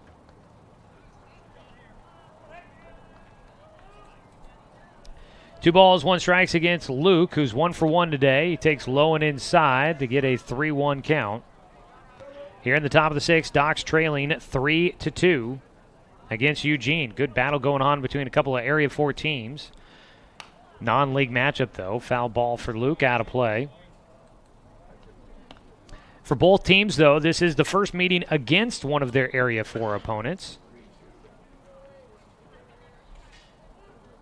Neither team has faced another team from the league in non-league matchups. 3-2 pitch out towards center, driving in for it. The catch is made by Cole Wilkinson. Number 21, and there's your first out of the 6th inning for the Docs. They're down to their final 5 outs to try and cut into the 1-run deficit. And by cut in, I mean, I guess tie it. You can't really cut into a 1-run deficit.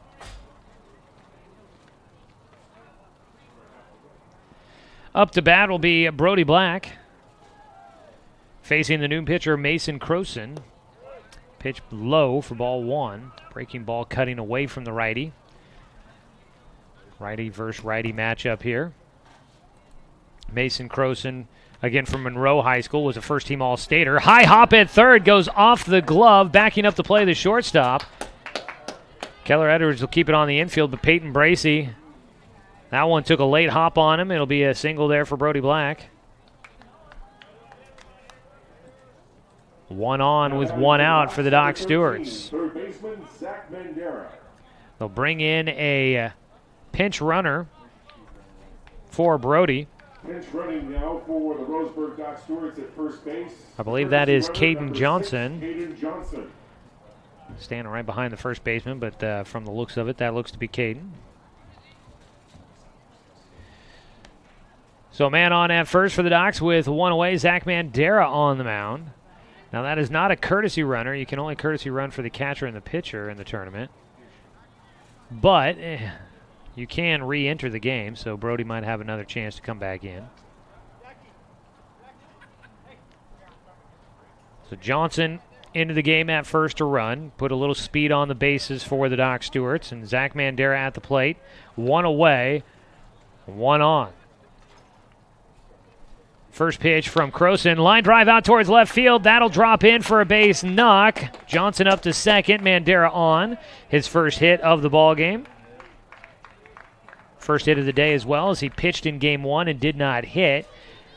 Docs get back-to-back singles. Runners at first and second with 1 away. Cody Johnson stands in next, trying to drive in his younger brother Caden from out at second base. Tie this ball game up. First pitch from Croson.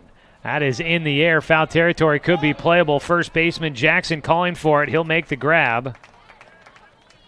That's unfortunate there for Cody. Popping out in foul territory. Now batting number 11, left fielder. First pitch as well. Gillespie. And just did not get a lot of it. Didn't barrel it up. Doran Gillespie in now with 2 away and runners at first and second. Doran looking for that first hit. He's been on base twice, though, and twice he's been the first victim of a double play. Wall on at first. He takes a pitch low for a 1-0 count. I believe that call riled up some of the home fans just a little bit. They wanted a strike call. Gillespie back in. Fouls it back to the screen for strike 1. Gillespie reached on a walk in the second inning against Preston White, who started the game for Eugene. Also against Preston, he reached on an error in the fourth.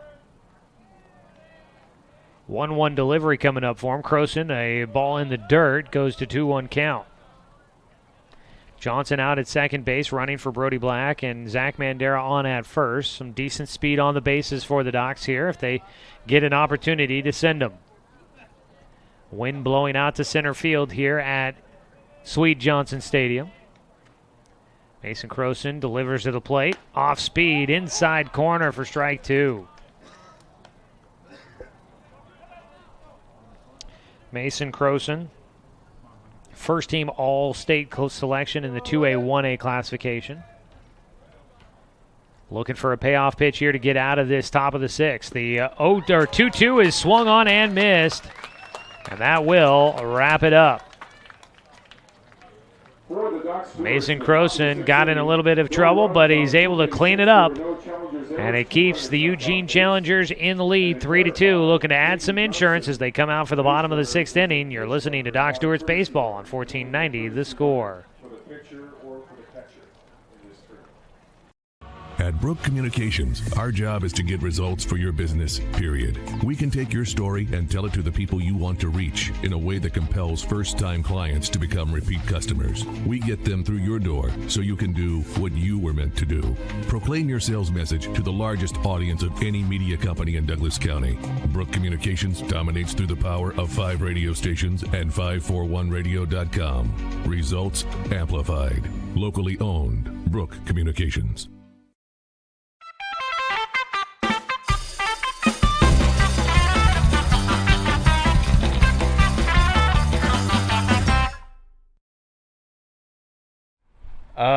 Peter Griffin from Family Guy. Okay. Goofy. Okay. Favorite cartoon character? SpongeBob. Tigger. All right. My favorite cartoon character is Squidward.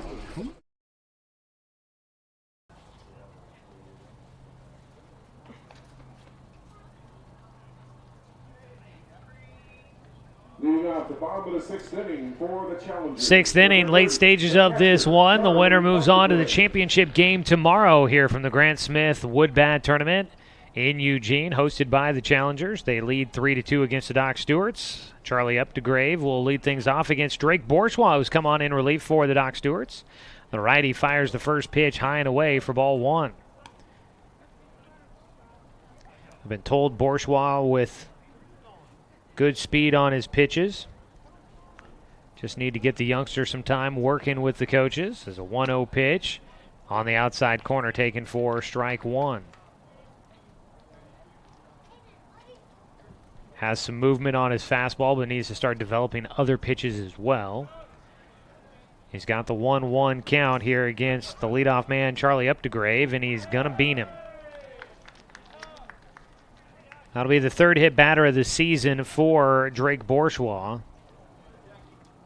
That accuracy part is going to be one of the things that he's got to work on as well as he puts a man on base. Updegrave wears that one, but will get a pinch runner as he heads down to the dugout. Running for him is Cal Morgan, the catcher, getting a courtesy runner, so they'll use that there. One on with nobody out. A look towards first for Bourgeois. Again, 3-2 our score. Docs will be looking for another late victory after winning in extra innings in Game 1 today against the Vancouver Mavericks. Throw over to first. Lucido applies a tag, but not in time. Docs won 3-2 against Vancouver in their first game of the day. It was Vancouver's second game of the day. Docs looking to try and win late. That was in the 8th inning of a 7-inning ball game. Late stages here. Ball fouled up, and that one will get over the netting. It's strike one. Strike one against Jonathan Prescott, the DH at the dish. He's 0 for 2 in this ball game.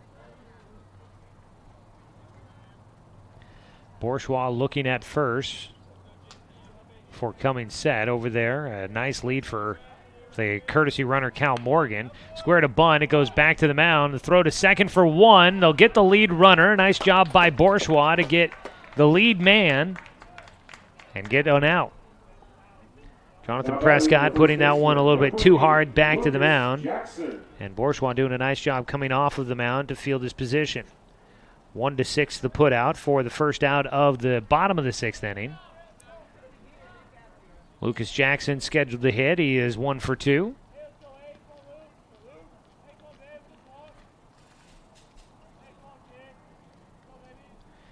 First pitch for Bourgeois, outside edge.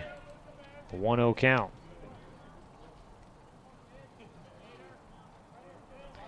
Gabe Burke back behind the plate, having arranged to get to that one. Burke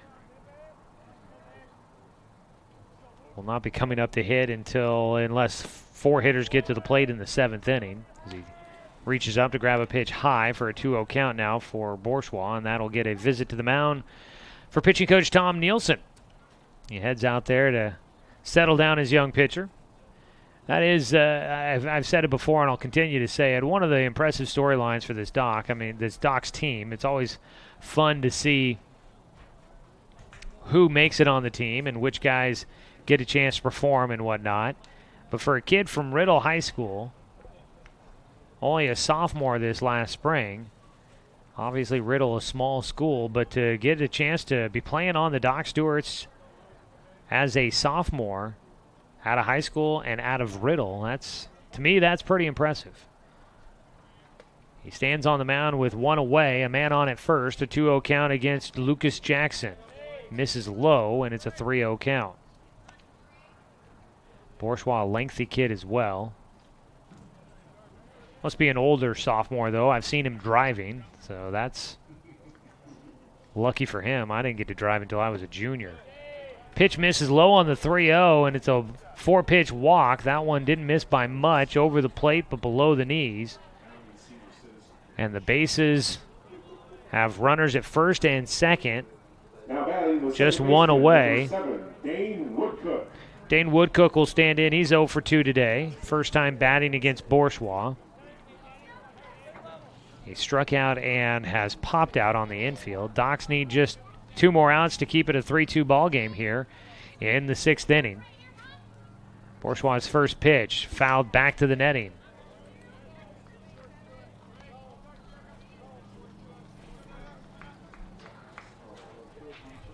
Docs don't have anybody warming up. There is an arm thrown in the bullpen for the Challengers. They may be looking to make a move at some point. Looks like a submariner out there. The 0-1 is high and inside. Goes to a 1-1 count. Docs will have the 8-9-1 hitters scheduled to hit in the 7th inning. Again, Gabe Burke would be the 4th hitter to the plate. He's new into the game behind the plate. The 1-1 pitch inside again for a 2-1 count.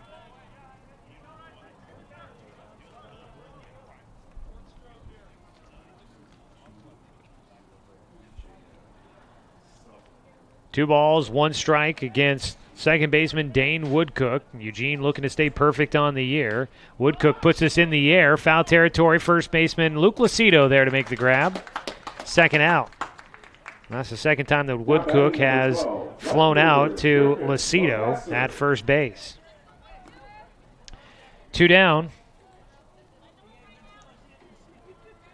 Bourgeois needs just one more out to give the Docs a fighting chance in the 7th inning. Trailing 3-2 at the moment. 9-hitter Griffin Levasseur at the plate. He is 0 for 1, had a sac fly in the 3rd. His first pitch, breaking ball, and Gabe Burke behind the plate ranges to that one and is able to knock it down and keep the runners where they're at. That is a critical play in the game. Those pass balls they just come back to haunt you when you give up the free bases. Defense playing back. Middle infielders holding on the runner at second. A 1-0 pitch coming from Bourgeois. Breaking ball. I was exactly like Griffin Levasseur on that pitch. That breaking ball was behind him until it broke off, and Bourgeois got it to cut in. He just misses on the inside edge, but that had some movement on it. Levasseur was waiting for that to hit him between the numbers on the back. The 2-0 pitch rides inside on him, and it goes 3-0. Bourgeois has found himself fighting from behind here in this half inning. Levasseur, see if he gets a green light on a 3-0 pitch. Likely not. A walk would load the bases and send it back to the top of the lineup. 3 balls, no strikes. Bourgeois set. His 3-0 pitch misses outside for ball 4. Bases loaded. Coming up will be Kyle Lund, left-handed leadoff man. Zach Mandera and Cody Johnson both head out to the mound to offer up some words of encouragement to Drake Bourgeois, a couple of experienced pitchers here at the Doc Stewart's level, trying to share some knowledge with the youngster who's new to this.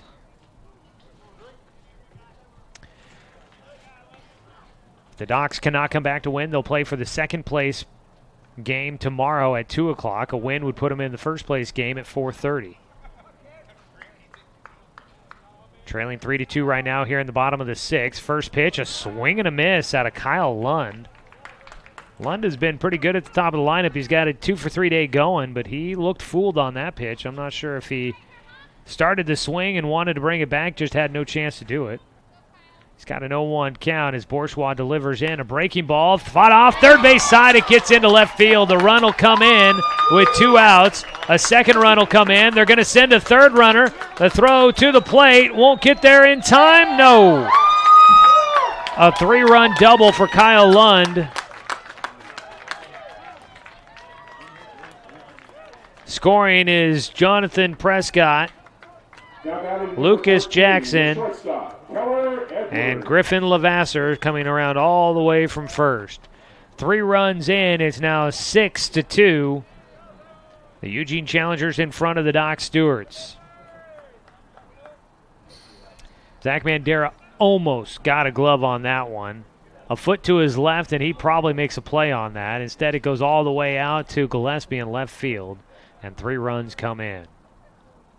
First pitch, just above the strike zone. A 1-0 count for Keller Edwards, who's 0 for 3 in the ball game. He was the first batter to face off against Bourgeois. Grounded out to second on a nice athletic play by Jacob Luther.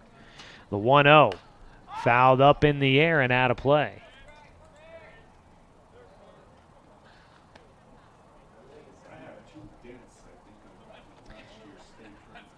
So the Docs will have their work cut out for them. They'll have to hope to send quite a few hitters to the plate in the 7th inning. Again, they'll start with Jacob Luther and Jet Black and Garrett Russell. Runner going, step off, throw to third, not going to be there. In with a head-first slide goes Kyle Lund. Bourgeois on the mound didn't get the heads up fast enough as the runner takes off from second and steals third. Lund gets in. He has been very quick on the bases today. Steals there. A 1-1 count at the plate.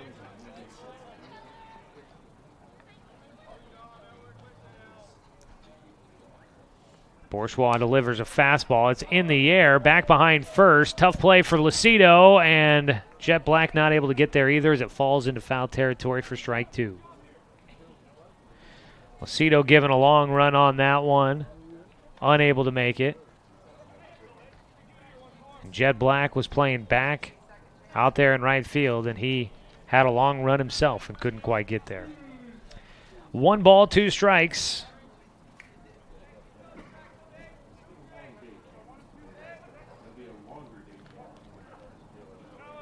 Bourgeois trying to get out of things here. The 1-2 pitch. Strike 3 called. That strike zone extended a bit there for Bourgeois. He gets his second punch out of the game. That is a Joe's towing strikeout. We head to the 7th inning. Doc Stewart's trailing by 4. Need to get some offense going as we head to the 7th inning on CBS Sports Radio, 1490 The Score. Season is finally here. But remember, respect the water. Don't swim and don't go in the water if it's under 60 degrees. Swimming in water under 60 degrees is life-threatening. It could cause hypothermia, which means your limbs paralyzed and you can't get out of the water. Each day, the water temperature of the Umpqua River will be posted on kpic.com and kval.com, and in the morning weather on KPIC. Respect the water. Know the temperature. Brought to you by the Respect the Water Safety Committee.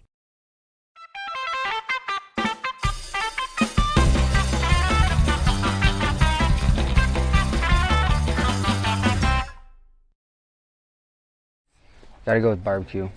Cracked pepper. Spitz cracked pepper. Spitz cracked pepper. Aunt Carol's barbecue seeds.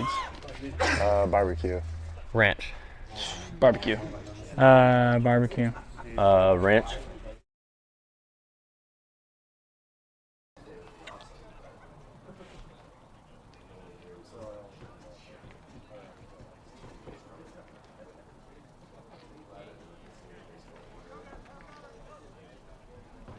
Jacob Luther leads things off for the Doc Stewarts as we welcome you back for the top of the 7th. Game on the line here. Doc Stewarts Baseball brought to you by Chuck Swarman Family Auto Repair. Are you ready to go where life takes you? Luther stands in 0 for 2 in the ballgame. He's grounded into 2 inning-ending double plays as he takes for ball 1. Good news for Jacob. He can't ground into an inning-ending double play as he leads things off. I know the feeling as he stands in and fouls one off. I had a slow pitch softball game earlier this year where I grounded into 3 double plays in that one, including the game-ending double play. That was a bad day at the ballpark for yours, Joey Keyran. A 1-1 delivery coming up here.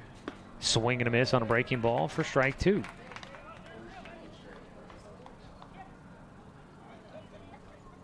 Doc's trailing 6-2 as we start out the 7th inning here.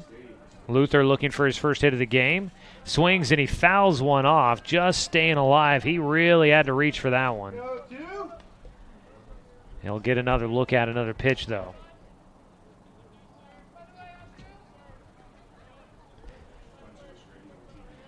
In case you were curious, starter Preston White, final total was 8 times his hat fell off while he was out there in the game. Pitched 5 innings.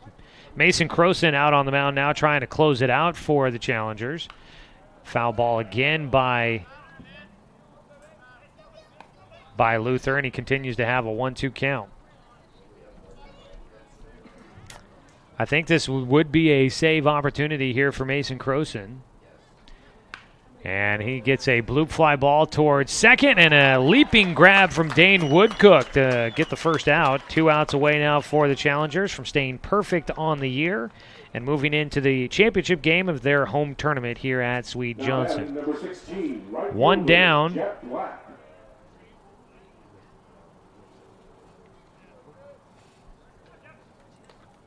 Jet Black will try to get something started. He's 0 for 2 in this game. He has been hitless on the day, going hitless in game 1 and so far in game 2. He takes the first pitch low for ball 1. So Croson in line for a possible save here if he can hold on to the 4-run lead. Gets a strike across. He would be the finishing pitcher, wouldn't be the winner. Pitches at least a third of an inning and enters the game with a lead of no more than 3 runs. So that is a save opportunity. It's a pitch low for a 2-1 count, a 2-1 count.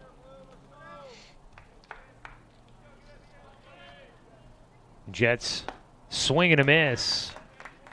Just underneath the baseball, a high fastball he could not get the barrel on. 2-2 now the count for Jet. He got a piece of it, I thought. I guess not. It must have just been off the glove noise that I heard. I thought it sounded like it hit the end of his bat for a foul tip, but they'll say a swing and a miss for strike 3. He ran on down to first, but did not. Center fielder Garrett Russell. Did not get there in time.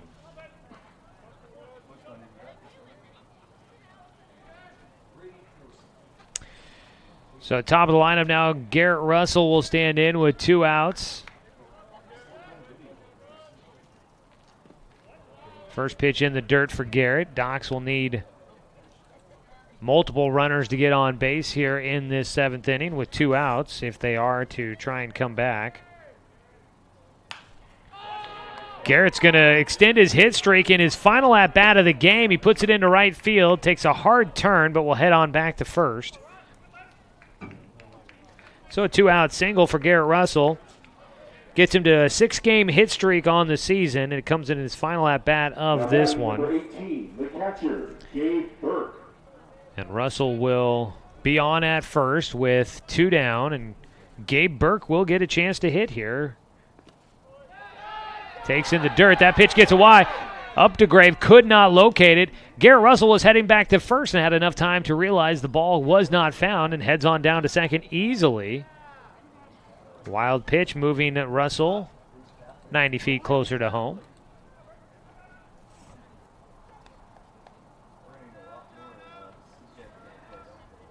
Again, that run out there does not really matter to the Eugene Challengers because they've got a 6-2 lead here in the top of the 7th.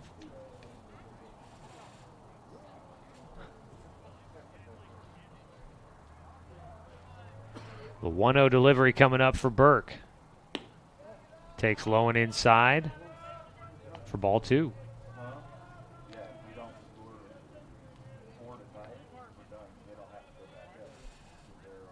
Two balls, no strikes against Burke. His first at-bat of the day. He takes outside for a 3-0 count. Gabe Burke enters the game. Limited at-bats, only 6 total. He's batting .200 on the year. A 3-0 pitch to him. Strike 1 called. He'll have to pick up the bat as he tossed it away.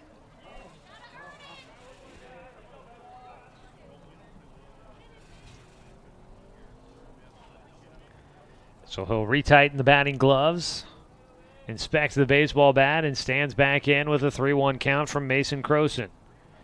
Swing and a miss for strike 2, and Croson now 1 strike away from wrapping up this ball game.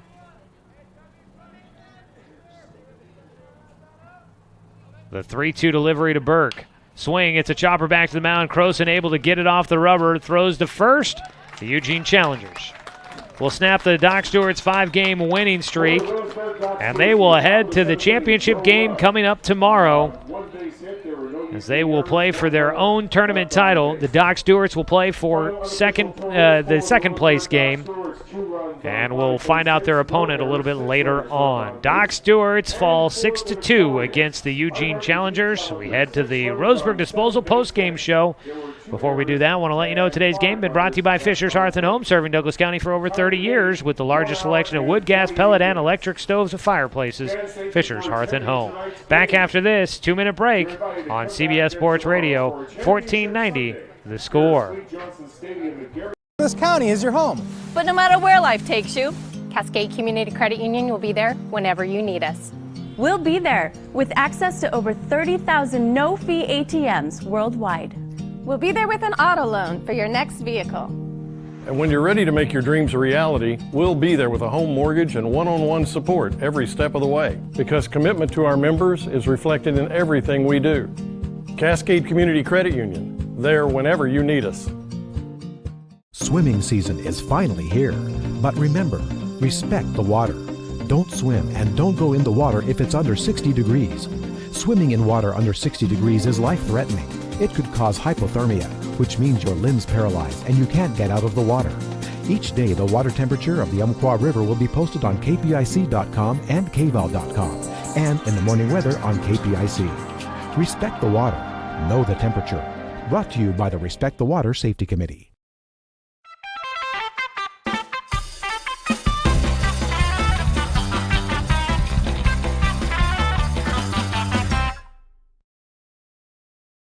Reese's Pieces. Popcorn with butter. Starburst. Popcorn. Okay. Skittles. Popcorn. Swedish Fish. Oh. Reese's Pieces.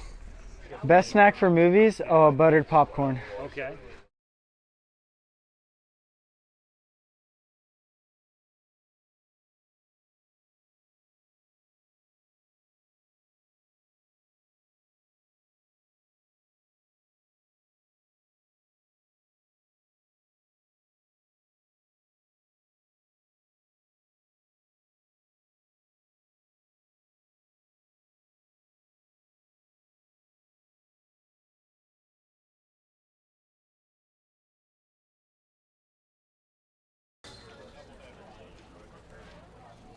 This county is your home. But no matter where life takes you, Cascade Community Credit Union will be there whenever you need us. We'll be there with access to over 30,000 no-fee ATMs worldwide.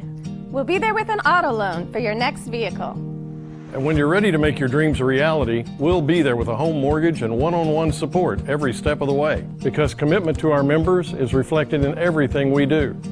Cascade Community Credit Union, there whenever you need us. Swimming season is finally here. But remember, respect the water. Don't swim and don't go in the water if it's under 60 degrees. Swimming in water under 60 degrees is life-threatening.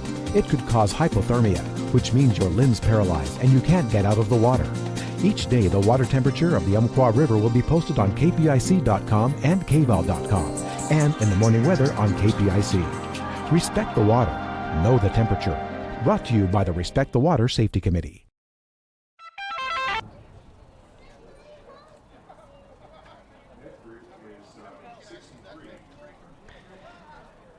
We welcome you into the Roseburg Disposal post-game show. The Doc Stewarts fall for the first time here at the Grant Smith Wood-Bat Tournament as they lose against the Eugene Challengers. 6-2, your final score. And we welcome you into the Roseburg Disposal post-game show. Let them make the run to the dump for you. That's Roseburg Disposal. Well, the Doc Stewarts couldn't muster the offense. They had more hits than Eugene, committed less errors, but could not come up with the clutch hit when they needed to. And Eugene on the other side, they did in those critical moments, came through in the clutch. Docs took the early lead but could not hold on. Well, as we make our way through this post-game show, we're going to try and do things quickly here to make sure we don't hold up the team as we rode up with them today. But want to let you know today's game been brought to you by Cascade Community Credit Union, belong to Douglas County, and by optometrist Dr. Bonnie Gower. She's here to open your eyes to more options when it comes to your vision. To find out more or to schedule an appointment, call 440-2590. Recapping this one here today, Docs took a 2-0 lead in the top of the third inning. In the bottom of the third, though, Eugene tied it up with 2 of their own runs. They took the lead in the fourth and held on to it the rest of the way. In the bottom of the sixth, they added 3 more runs to get to 6-2 for the victory. Looking at the numbers, 2 runs on 6 hits for the Docs. No errors, 6 men left on base. For Eugene, 6 runs on 7 hits, 3 errors, and 5 men left on base. And that is a look at how things played out for today's matchup. And the game recap brought to you by the News Review Sports section. For more on today's game, pick up a copy of the News Review print edition tomorrow. Well, the Doc Stewarts fall 6-2. They will play tomorrow at 2 o'clock, unless my math is wrong, but I'm pretty sure that is going to be the case. In their pool, the blue pool, Docs go 2-1. Vancouver Mavericks went 1-2. Siskiyous went 0-3, and Eugene went 3-0. So Docs are the number 2 team out of the blue pool. They'll play the number 2 team out of the gold pool. We do not have scores on those other ones, so not sure who that's going to be just right now, but we'll definitely let you know. That means the Docs will play at 2 o'clock tomorrow afternoon here from Sweet Johnson Stadium, and we'll have the action for you starting at 1:45 here on the radio and online at 541radio.com as well. So tune in for the broadcast coming up tomorrow. We will go ahead and take another quick break. When we come back, we'll polish off the Roseburg Disposal postgame show, get you some stats and final numbers from this one, and get you ready for tomorrow. Don't go anywhere, folks. Wrap up our day here from Sweet Johnson Stadium as the Doc Stewarts fall in Game 2, 6-2, the final score against the Eugene Challengers. Have more for you when we come back on CBS Sports Radio, 1490 The Score. Season is finally here, but remember, respect the water. Don't swim and don't go in the water if it's under 60 degrees. Swimming in water under 60 degrees is life-threatening. It could cause hypothermia, which means your limbs paralyzed and you can't get out of the water. Each day, the water temperature of the Umpqua River will be posted on kpic.com and kval.com, and in the morning weather on KPIC. Respect the water. Know the temperature. Brought to you by the Respect the Water Safety Committee. It's easy to spot people who participated in high school sports and activities. Right on time. They learned important lessons like leadership, teamwork, respect. Hey, our meeting moved to 10. We'll be ready. Values that last a lifetime. We need to focus on 3 factors. Support high school sports and activities in your community. When kids take part, they get set for life. At Brook Communications, our job is to get results for your business, period. We can take your story and tell it to the people you want to reach in a way that compels first-time clients to become repeat customers. We get them through your door so you can do what you were meant to do. Proclaim your sales message to the largest audience of any media company in Douglas County. Brook Communications dominates through the power of 5 radio stations and 541radio.com. Results amplified. Locally owned. Brook Communications.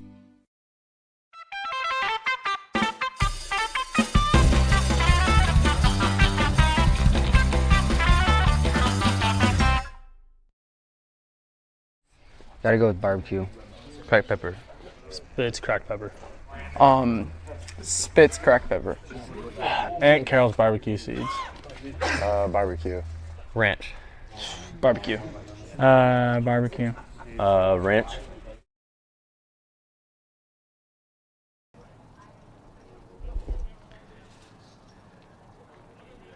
Well, we start wrapping up the Roseburg Disposal postgame show, our final segment here. Want to let you know tonight's game brought to you by Cruz Farms Market, now open for the season. Don't forget the pie. Doc Stewarts fall 6-2 against the Eugene Challengers. Docs will try to start a new winning streak. They see a 5-game winning streak come to an end. They'll try to start a new one tomorrow when they play in the second to last game of the tournament. The championship game will be coming up tomorrow night at 4:30, including the Eugene Challengers and whoever will be on the other side of the bracket. Again, didn't have any scores from those ones earlier on today, but we'll definitely have updates on all of that. But looking at it, Docs will play at 2 o'clock tomorrow afternoon, and we'll have the game for you here on 1490 The Score. Taking a look at some of the final numbers for you here from this one. Getting the win will be Preston White. He pitched 5 innings, gave up 3 hits, 2 runs, neither earned, 2 walks, and 2 strikeouts. Mason Croson picks up the save, going 2 innings, gave up 3 hits, no runs, no walks, and 2 strikeouts. Unfortunately, taking the loss will be Peyton Hope. He didn't pitch too badly tonight, but comes out of the game with the score not in his favor. Goes 4 innings and he gives up 6 hits, 3 runs, all of them earned, 2 walks, and 2 strikeouts. Drake Bourgeois came in relief, pitched 2 innings, gave up 1 hit, 3 runs, 2 walks, and 2 strikeouts. Also hit a batter in there as well. Taking a look at the offensive numbers for the Doc Stewarts, Garrett Russell gets a hit in there. He goes 1 for 3 on the day, but extends his hitting streak to 6 games. Luke Lucido goes 1 for 2 on the day with an RBI and a run scored. Brody Black goes 2 for 3 in the DH spot. 1 for 3 for Zach Mandera. Cody Johnson goes 1 for 2 in the game, and those are the hits in the contest for the Doc Stewarts. On the other side, Kyle Lund ended up with 3 hits off of the Doc's pitching staff. Cole Wilkinson goes 1 for 2. Peyton Bracey goes 1 for 2. Charlie Updegrave goes 1 for 2 in the game. And Lucas Jackson, 1 for 2 with a double. And that is your stats from this one. But the Doc Stewarts fall 6-2. Out-hit Eugene. Actually, I had that backwards. Eugene did out-hit the Doc Stewarts 7-6. But still, nonetheless, pretty close game till the later innings. One hit changed the game, the whole complexion there, making it a 6-2 victory for the Eugene Challengers. It's time now to name our player of the game, brought to you by Roseburg Refrigeration, your locally owned residential heating and cooling specialists. Taking a look at the numbers, let's see here. Brody Black really has had a great day all around, and he drove in a run to tie the game, to give the Docs a 2-0 lead in the third inning. And he finished 2 for 3 in the contest, only player with multiple hits for the Doc Stewarts. We will give the Roseburg Refrigeration Player of the Game award to Brody Black. There you have it, folks. That'll pretty much put this one to bed for the Dr. Stewarts here today. We'll be back to action again tomorrow when they are up here in Eugene for a contest against the number 2 team out of the gold bracket. Docs finished number 2 in the blue bracket, and our blue pool, I should say. And we'll see how things move from there. And we'll have the game for you starting with broadcast time at 1:45. First pitch at 2 o'clock here from Sweet Johnson Stadium. Want to say thanks to the Eugene Challengers for hosting this tournament. It's been a lot of fun so far, and look forward to wrapping things up tomorrow. Want to say thanks to Brenton Cranford back in the studio for his production work today. And as always, thanks to you, the fans, for tuning in for tonight's broadcast, because, of course, without you, I'm just a guy sitting here talking to myself. I'm Joey Kieran, folks. We will talk to you tomorrow afternoon when the Docs wrap up their time here from the Grant Smith Wood Bat Tournament in Eugene. First pitch at 2, and our pregame coverage starts at 1:45 here on CBS Sports Radio, 1490 The Score. All right, Brenton, thanks so much, man. We will talk.